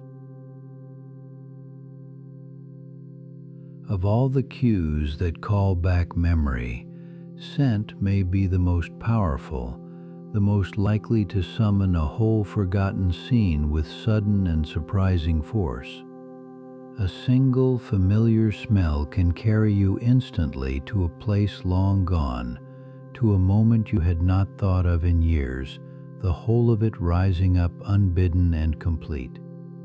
This deep tie may be because the sense of smell is woven closely into the very parts of the brain that handle memory and feeling, joined more nearly than the other senses. So a scent slips past our thinking and reaches straight to the heart of memory, waking the old patterns directly, bringing back not just a fact, but the whole feeling of it. It is a gentle wonder to rest upon, that a passing fragrance can unlock a whole vanished world within you, the past returning on the air, soft and sudden and vivid. There are two gentle ways the mind draws on its stores, and it helps to tell them apart, for one is far easier than the other, though both are forms of remembering. Recognition is knowing a thing again when you meet it, the soft sense of familiarity that says you have encountered this before, easy and almost effortless. Recall is harder, for it asks the mind to bring a thing back from within without it before you, summoning the memory into the light from nothing but a cue and the will to find it. This is why we so often know a face, yet cannot find the name, why we recognize far more than we could ever freely recall, the meeting easier than the summoning. So memory wears two faces, the easy welcome of recognition and the deeper reach of recall, both drawing on the same stores yet asking different gentle efforts of the mind. The mind does not weigh all things equally for keeping. It leans toward what is meaningful, holding fast to what matters to us and letting the meaningless drift more easily away. A fact tied to something we care about, woven into what we already know and feel, takes a far deeper hold than a bare and isolated scrap with nothing to anchor it. This is why we remember the things that touch our lives so much more readily than dry and disconnected details, the mind keeping by the measure of meaning. It is also why understanding aids memory, for a thing grasped and linked into our web of knowing is held far better than a thing merely repeated without sense. So to remember well is often to find the meaning in a thing, to tie it to what we already love and know, lending it the deep roots that meaning gently provides. There is a quiet truth that the mind keeps best what it has worked to produce itself, that a thing we generate from within is held more firmly than one merely handed to us. When we draw an answer up ourselves or rebuild a fact from its pieces, the very effort of producing it deepens the trace, fixing it more surely than passive reading ever could. This is why testing ourselves helps so much, why trying to recall a thing strengthens it more than simply looking at it again, the act of retrieval being itself a kind of learning. Each time we reach into memory and draw something up, we walk its path again and wear it clearer so that the reaching itself becomes a way of building the memory stronger. So memory grows not only by taking in but by bringing forth, the mind deepening what it works to recover, learning a thing more truly each time it gently calls it back. Let us follow the learning of a new skill, for it shows memory at work in the body, a slow turning of effortful action into smooth and unthinking ease. At first, a new skill is all attention, each step thought through, the movements awkward and slow as the mind feels its way clumsily along an unfamiliar path. With practice, the path is worn smoother, the steps beginning to flow together until what once took all our focus begins to happen more and more on its own. In time, the skill becomes nearly automatic, carried in implicit memory, performed without conscious thought, freeing the mind to attend to other things entirely. So the learning of a skill is memory deepening through repetition, the effortful slowly becoming effortless, the new path worn at last into a smooth and faithful groove. Repetition is among the oldest and humblest aids to memory. The simple act of returning to a thing again and again until it is worn firmly into the mind. Each repetition walks the same path once more, deepening it, strengthening the connections that hold the memory, building the trace a little firmer with every steady pass. It is not glamorous, this returning, yet it is faithful, the steady drip that wears the channel clear, the quiet means by which so much of our lasting knowledge is built.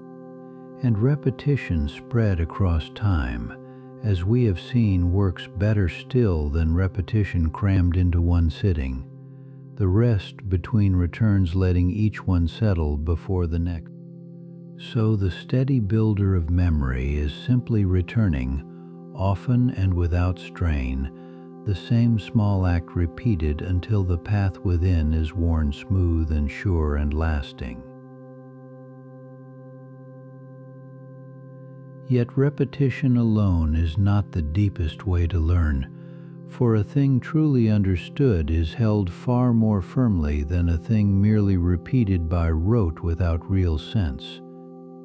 When we grasp how a thing fits together, why it is so, we weave it into our wider web of knowing, and that web holds it from many sides at once, sturdy and secure.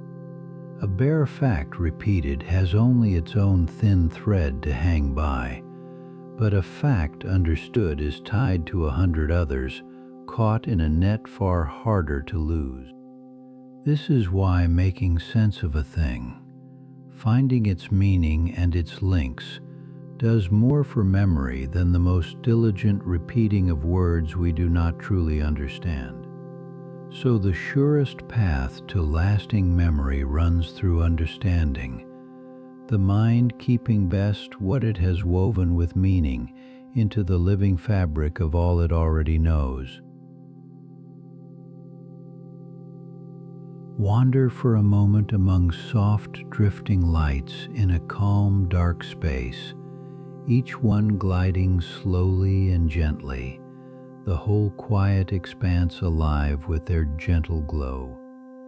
Picture them lightly, those small warm lights, moving without hurry through the soft, dark, calm and peaceful, drifting slowly past you in the gentle hush, and then let them fade.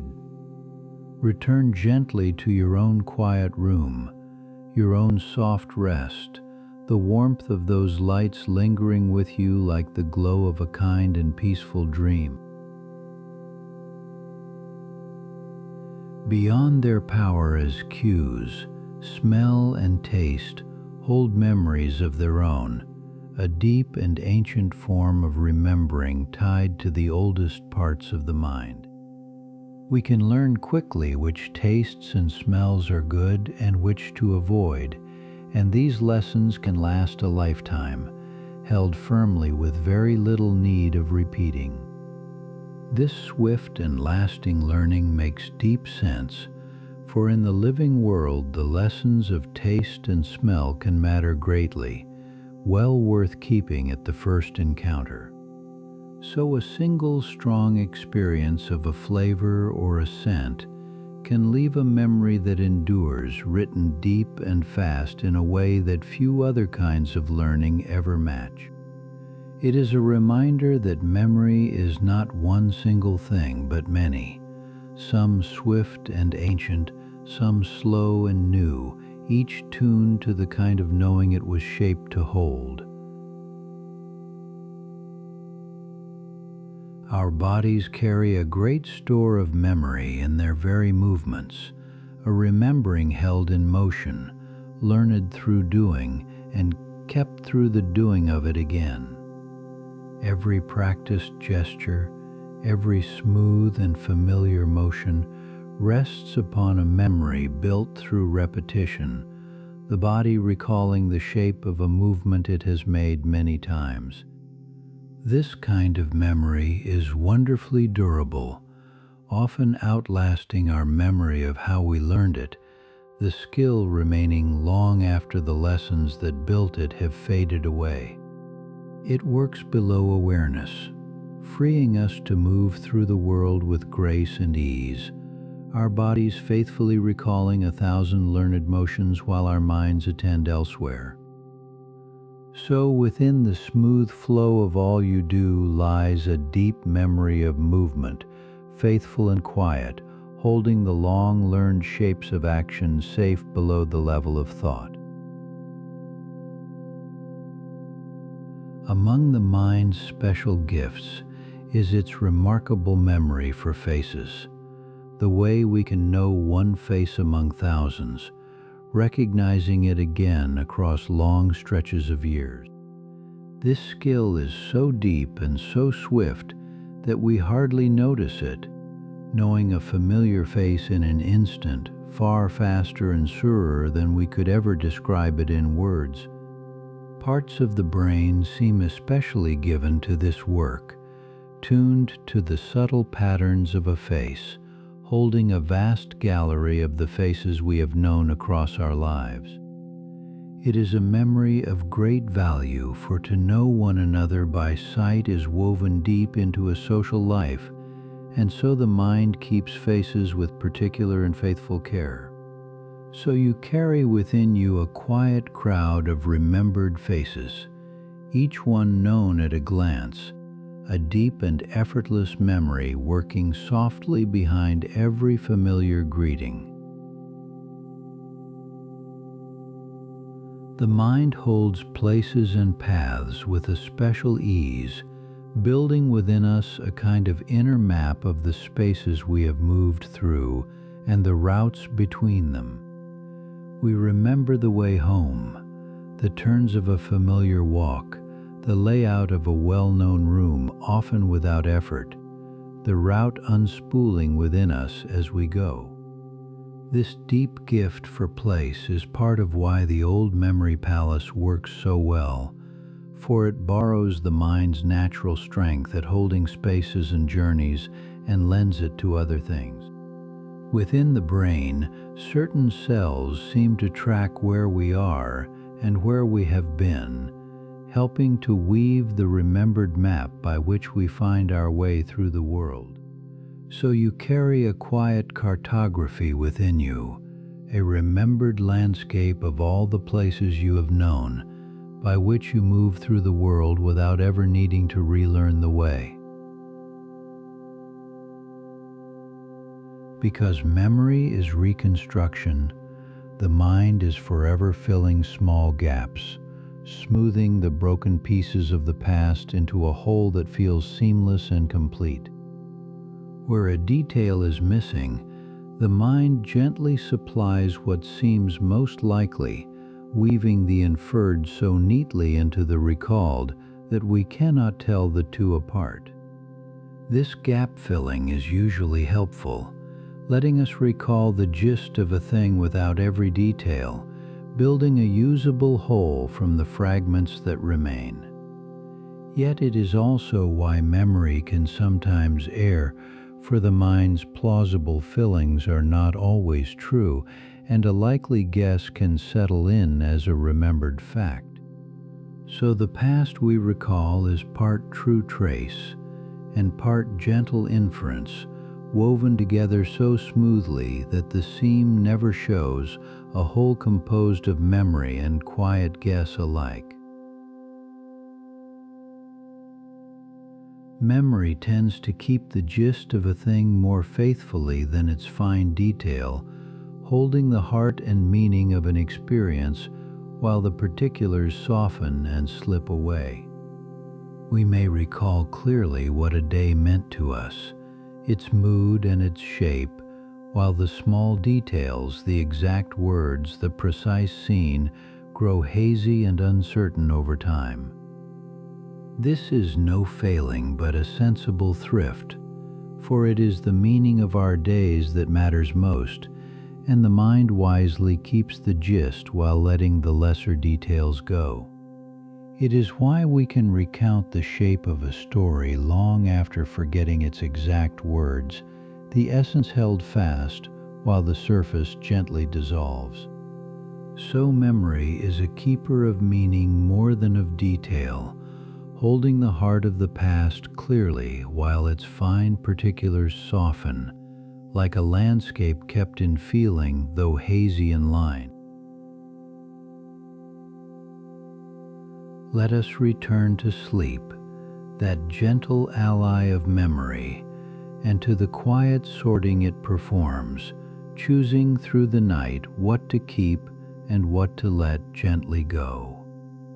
Not all of a day is worth the keeping, and in sleep the mind seems to sift its experiences, strengthening what matters and easing the trivial softly toward forgetting.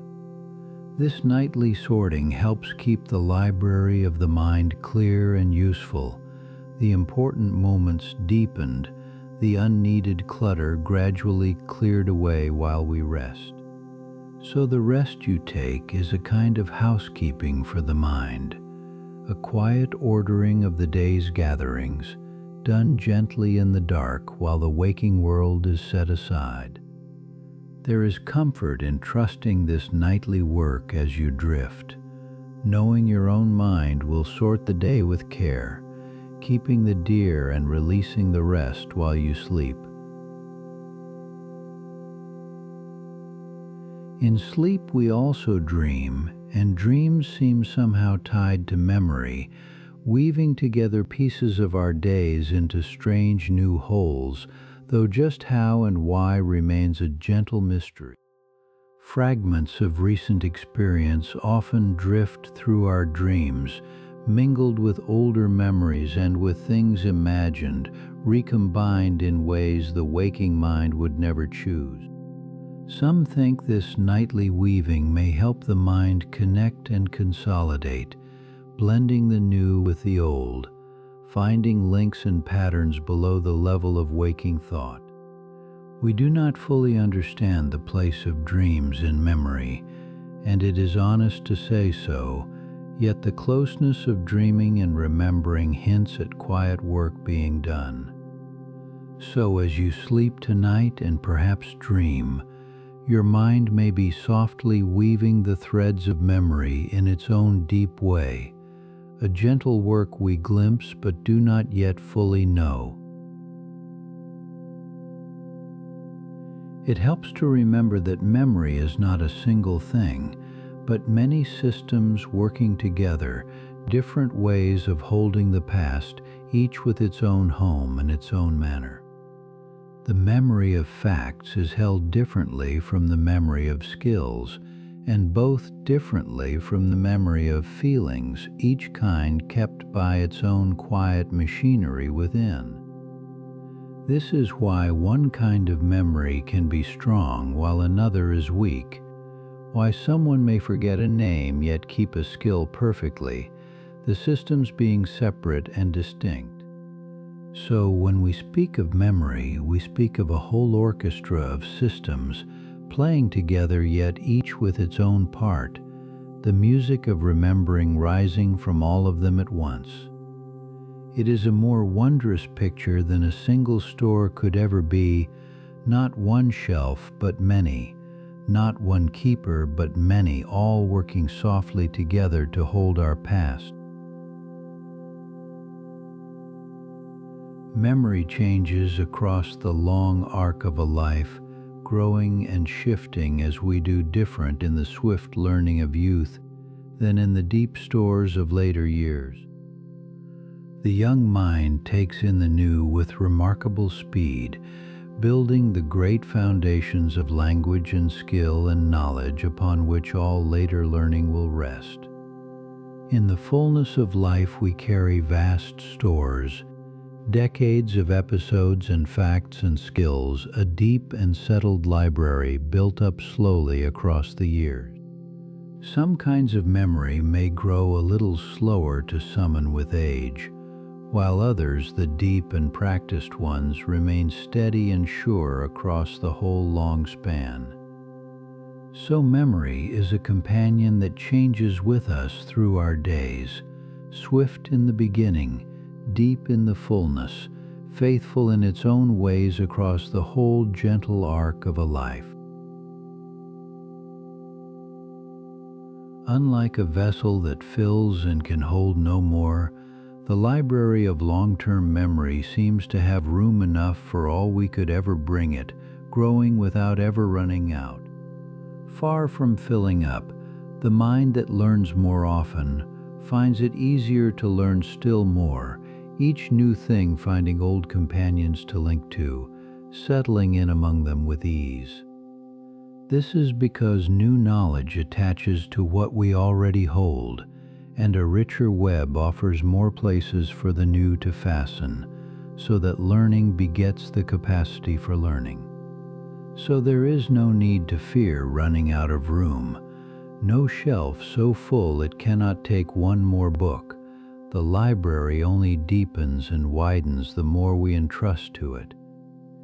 It is a generous thing to dwell on as you drift, that the mind's great library never closes for want of space, but stands always open, always ready to receive a little more. Our mood softly shapes our memory, both in what we take in and in what we later draw back up, so that how we feel and what we recall are softly bound together.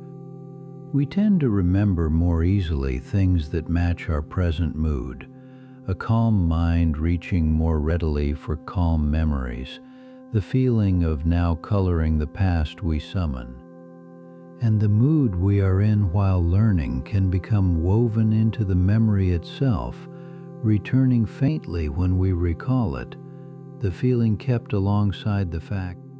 This gentle tie between mood and memory means that a settled, peaceful state of mind tends to call up settled, peaceful memories, each easing the other along. So as you rest tonight in calm, your mind leans naturally toward gentle memories, the quiet of the hour and the kindness of recall drawing softly together in the dark. There is a deep comfort in familiar memories, in returning to a well-worn recollection the way one returns to a beloved room, finding it warm and known and waiting. The memories we revisit often grow smooth and dear with handling, polished by return, becoming the gentle furniture of the inner life, steady and comforting and near.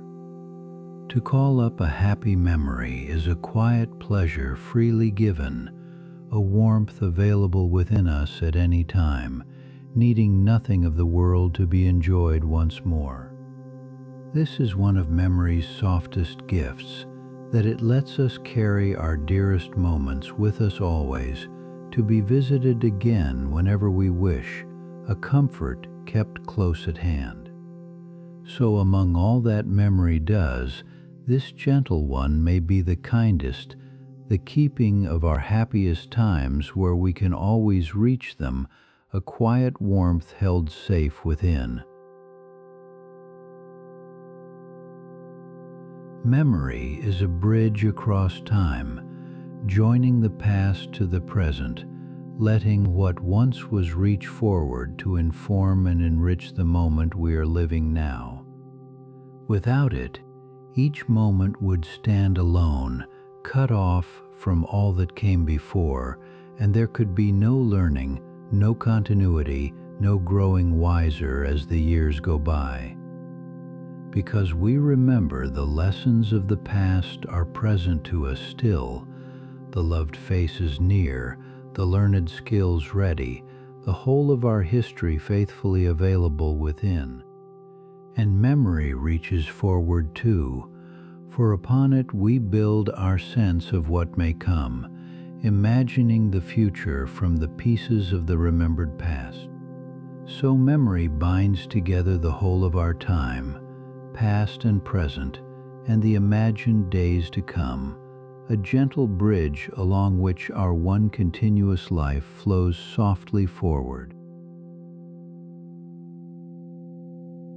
It is a quiet wonder that the same mind which remembers the past also uses memory to imagine the future, building what might be from the pieces of what has been.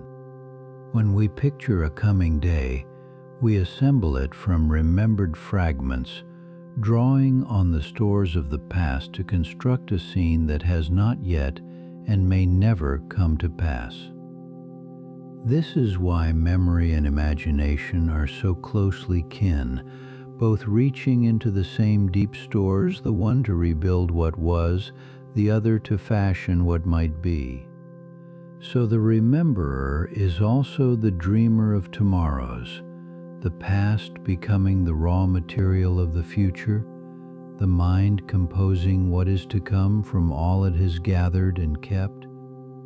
It is a soft marvel that the keeping of the past should be the very means of imagining ahead, memory and hope drawing alike on the quiet stores within. We return to attention, the first gate of memory, for nothing guards what we will remember so much as where we choose gently to place our notice. A divided attention scattered across many things at once takes in each of them faintly, and so remembers each of them faintly, the gathering thinned by the spreading.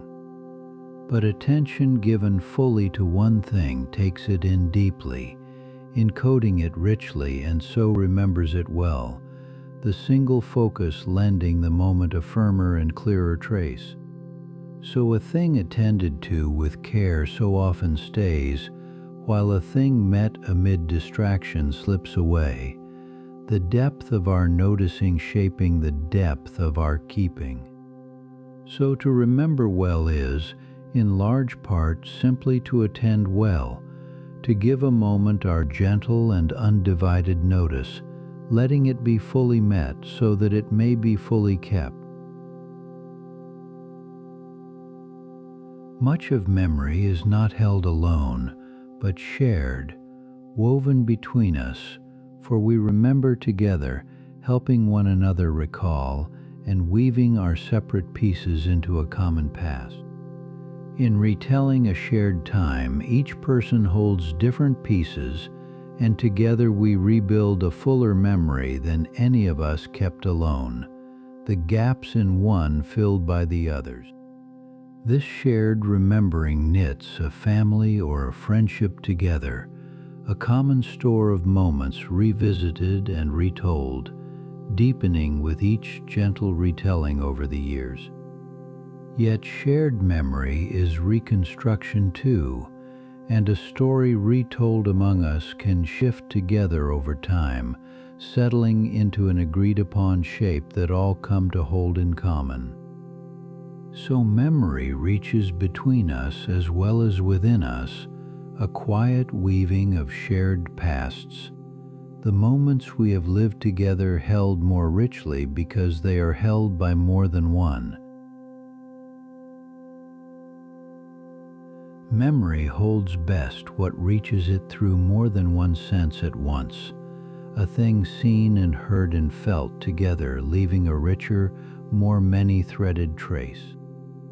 When several senses meet a moment, each lays down its own thread of memory, and the threads support one another, so the whole is held more firmly than anyone alone. This is why doing and seeing and hearing a thing together helps us learn it, each sense offering another path inward, another cue by which it may later be found.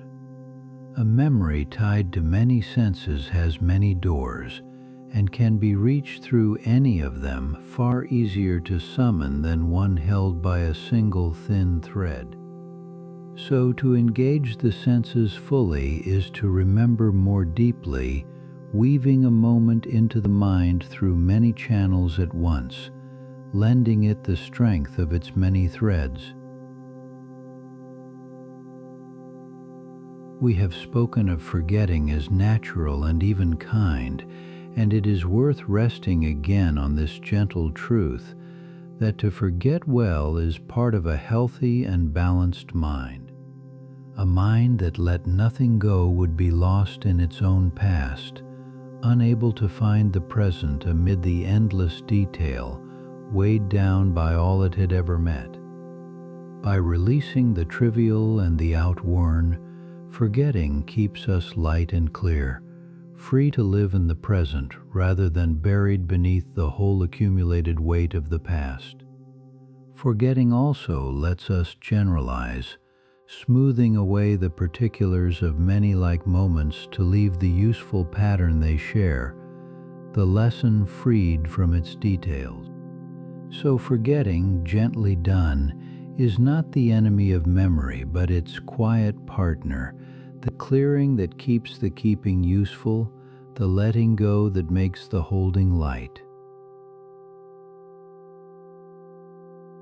We remember most readily the things we love, for affection is a deep form of attention and meaning, and what we care for we naturally take in with our whole mind. The pursuits and people dear to us are held in rich detail, returned to often, deepened by every revisiting, the very things we love becoming the things we remember best. This is a gentle gift, for it means our lives are kept in the colors of our caring, the loved and meaningful held bright while the indifferent slowly fades away. So memory is shaped by the heart as much as by the mind, leaning always toward what matters to us, keeping faithfully the things we have given our love and attention. It is a soft thing to settle into, that the past you carry is gathered around what you have loved, your dearest things held closest in the quiet library within. Over the years, memory edits itself, gently reshaping the past with each return, smoothing and simplifying, keeping the heart of a thing while letting its rough edges soften. This editing is not a flaw, but a kind of tending, the mind drawing meaning from the past, shaping the raw stuff of experience into the clearer stories we live by. With each remembering, a memory may grow a little simpler, a little more shapely, the essential kept and deepened while the inessential gently falls away. So the past we hold is not the past exactly as it was, but the past as the mind has lovingly worked it, edited softly into meaning across the years. There is something comforting in that gentle editing, that the mind makes of our messy days a clearer story, tending the past into something we can carry with ease and peace. The mind holds memory best in the shape of stories, for a story has a thread and a meaning, and the mind grips a meaningful thread far better than scattered loose facts. This is why we naturally turn our experiences into stories, arranging the pieces into a beginning and a middle and an end, lending them a shape the mind can keep. A list of disconnected facts slips easily away, but the same facts woven into a story, each leading to the next, are held with surprising ease and lasting power. Storytelling is therefore one of the oldest aids to memory, the means by which whole peoples once kept their history and wisdom carried faithfully from voice to voice. So, to remember a thing, it often helps to make a story of it, giving the pieces a thread to hang upon, letting the shape of the tale carry them safely along. Many of us, looking back, can find one earliest memory, a small bright fragment from the edge of the faded years, the first scene we can call our own. Often it is only a fragment, an image, or a feeling, a single moment standing alone with little around it, the first clear thread at the start of the long story. Whether it is wholly accurate, no one can say, for the earliest memories are tender and may be partly rebuilt, yet they remain dear, the small beginnings of remembered life. Such a memory marks the soft border between the faded first years and the rememberable life that followed, the place where the continuous story quietly begins. So somewhere in each of us lies that first found memory, a small light at the dawn of recall, the gentle starting point of the long unfolding tale of a remembered self. Music has a remarkable hold on memory, for a melody once learned can stay with us for a lifetime, and an old song can summon a whole vanished time in an instant. A tune ties many things together: rhythm, rise and fall, feeling, and often words, weaving them into a single shape the mind grips with surprising strength. This is why words set to music are so easy to keep, the melody carrying the meaning along, the song holding the words safe within its gentle frame across the years. And a familiar song can act as a powerful cue, calling back not only its words but the whole feeling of the time when first we knew it, vivid and warm and near. So music is among memory's dearest companions, a frame that holds what we love, a key that opens the past, a gentle keeper of meaning woven into sound. Much of memory works entirely below awareness, shaping how we feel and act without ever rising into conscious recall, a hidden remembering at work beneath the surface.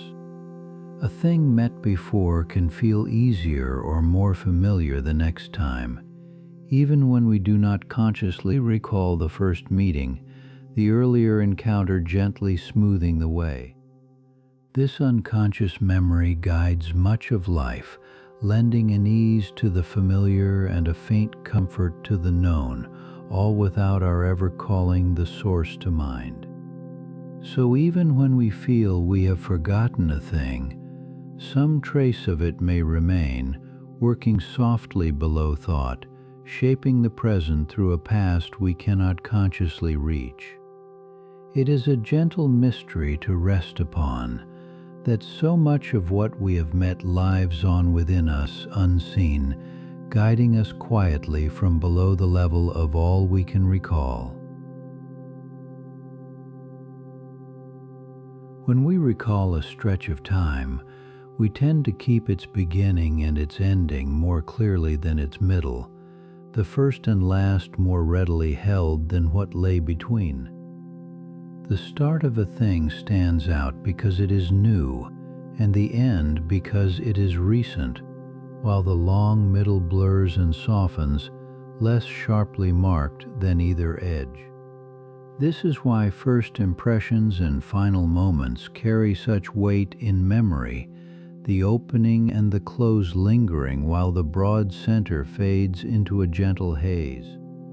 So the shape of a remembered time is often a bright beginning and a bright end with a soft middle between the edges holding fast, while the heart of it dims.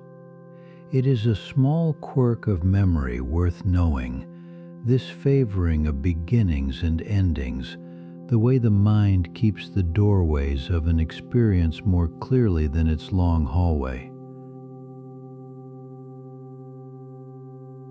The mind keeps a special place for the surprising, for what breaks the expected pattern, marking it as worth attention and so worth a deeper keeping.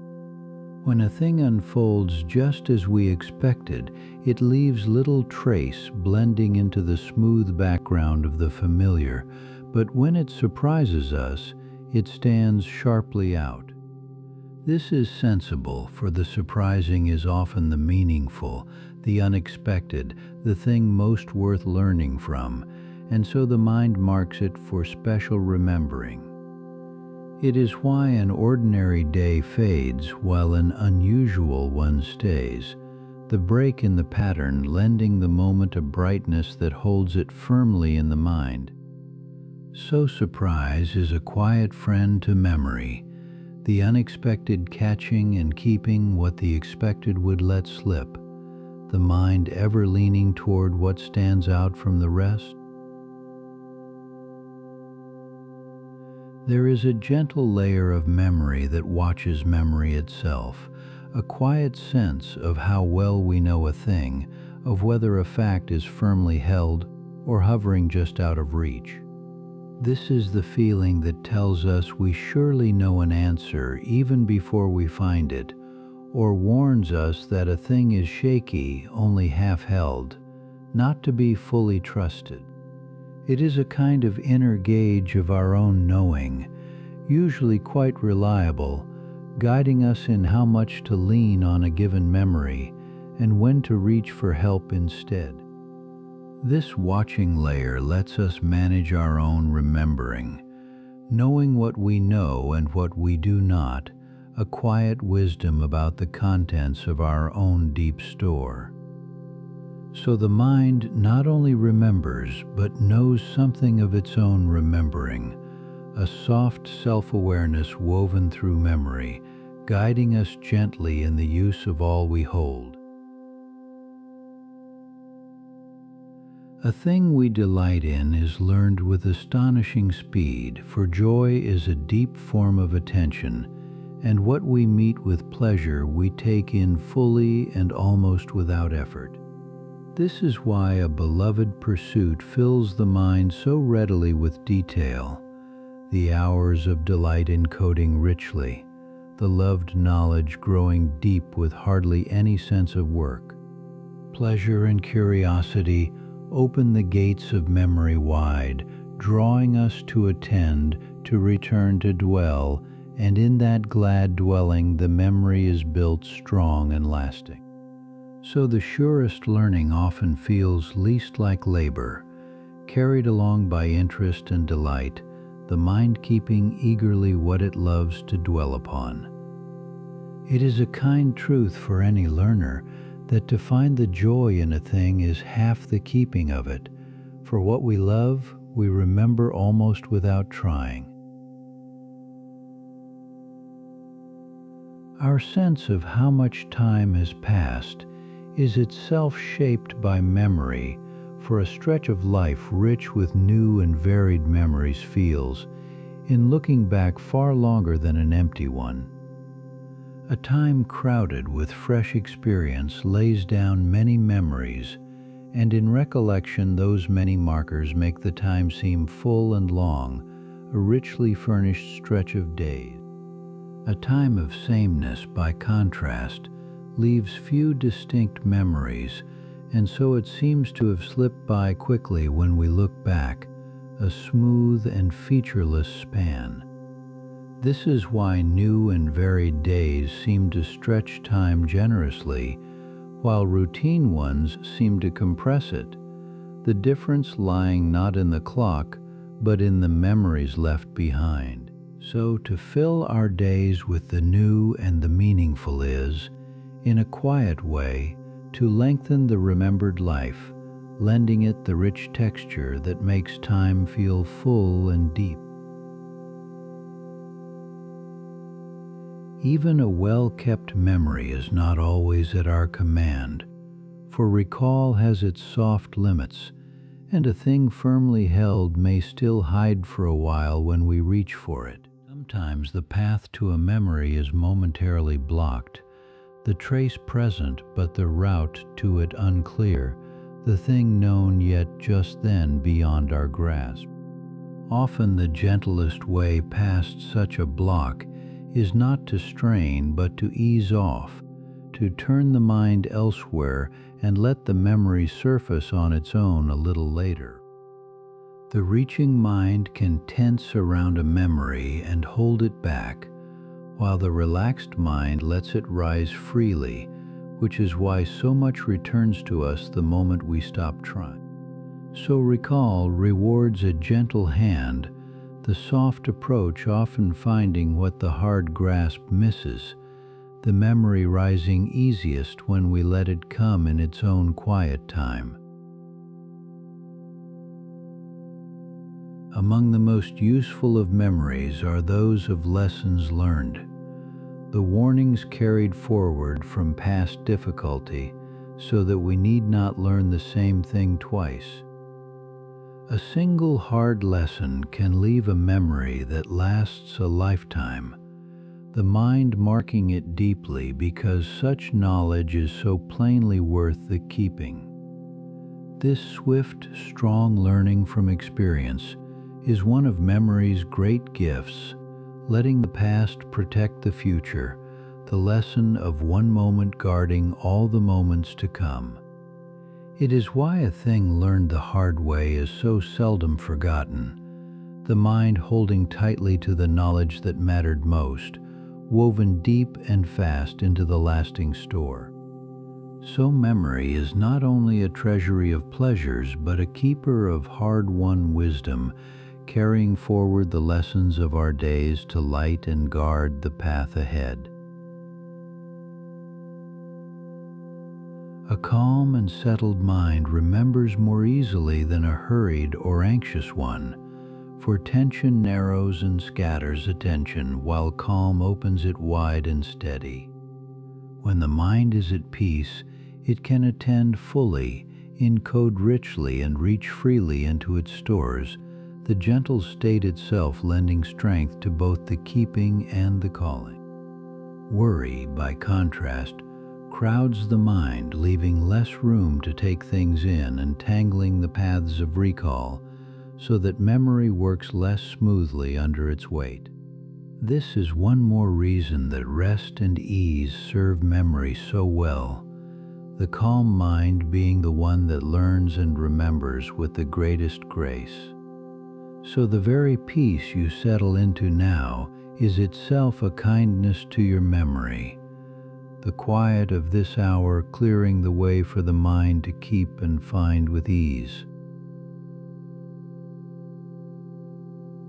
Though the very earliest years fade, the things we learn a little later in childhood often take an especially deep and lasting hold, kept faithfully across a whole life. The songs and stories of our young years, the places and the tastes are frequently held with remarkable vividness long after far more recent things have slipped away. Perhaps the young mind, learning so much for the first time, encodes these early things with special depth, lending them a hold that lasts far down the years. So the world of childhood, once we are old enough to keep it, often stays among the clearest of all our memories, vivid and near across the whole span of life. It is a gentle gift, this deep keeping of early things, letting us carry the warmth of our beginnings with us always, bright and lasting in the quiet library within.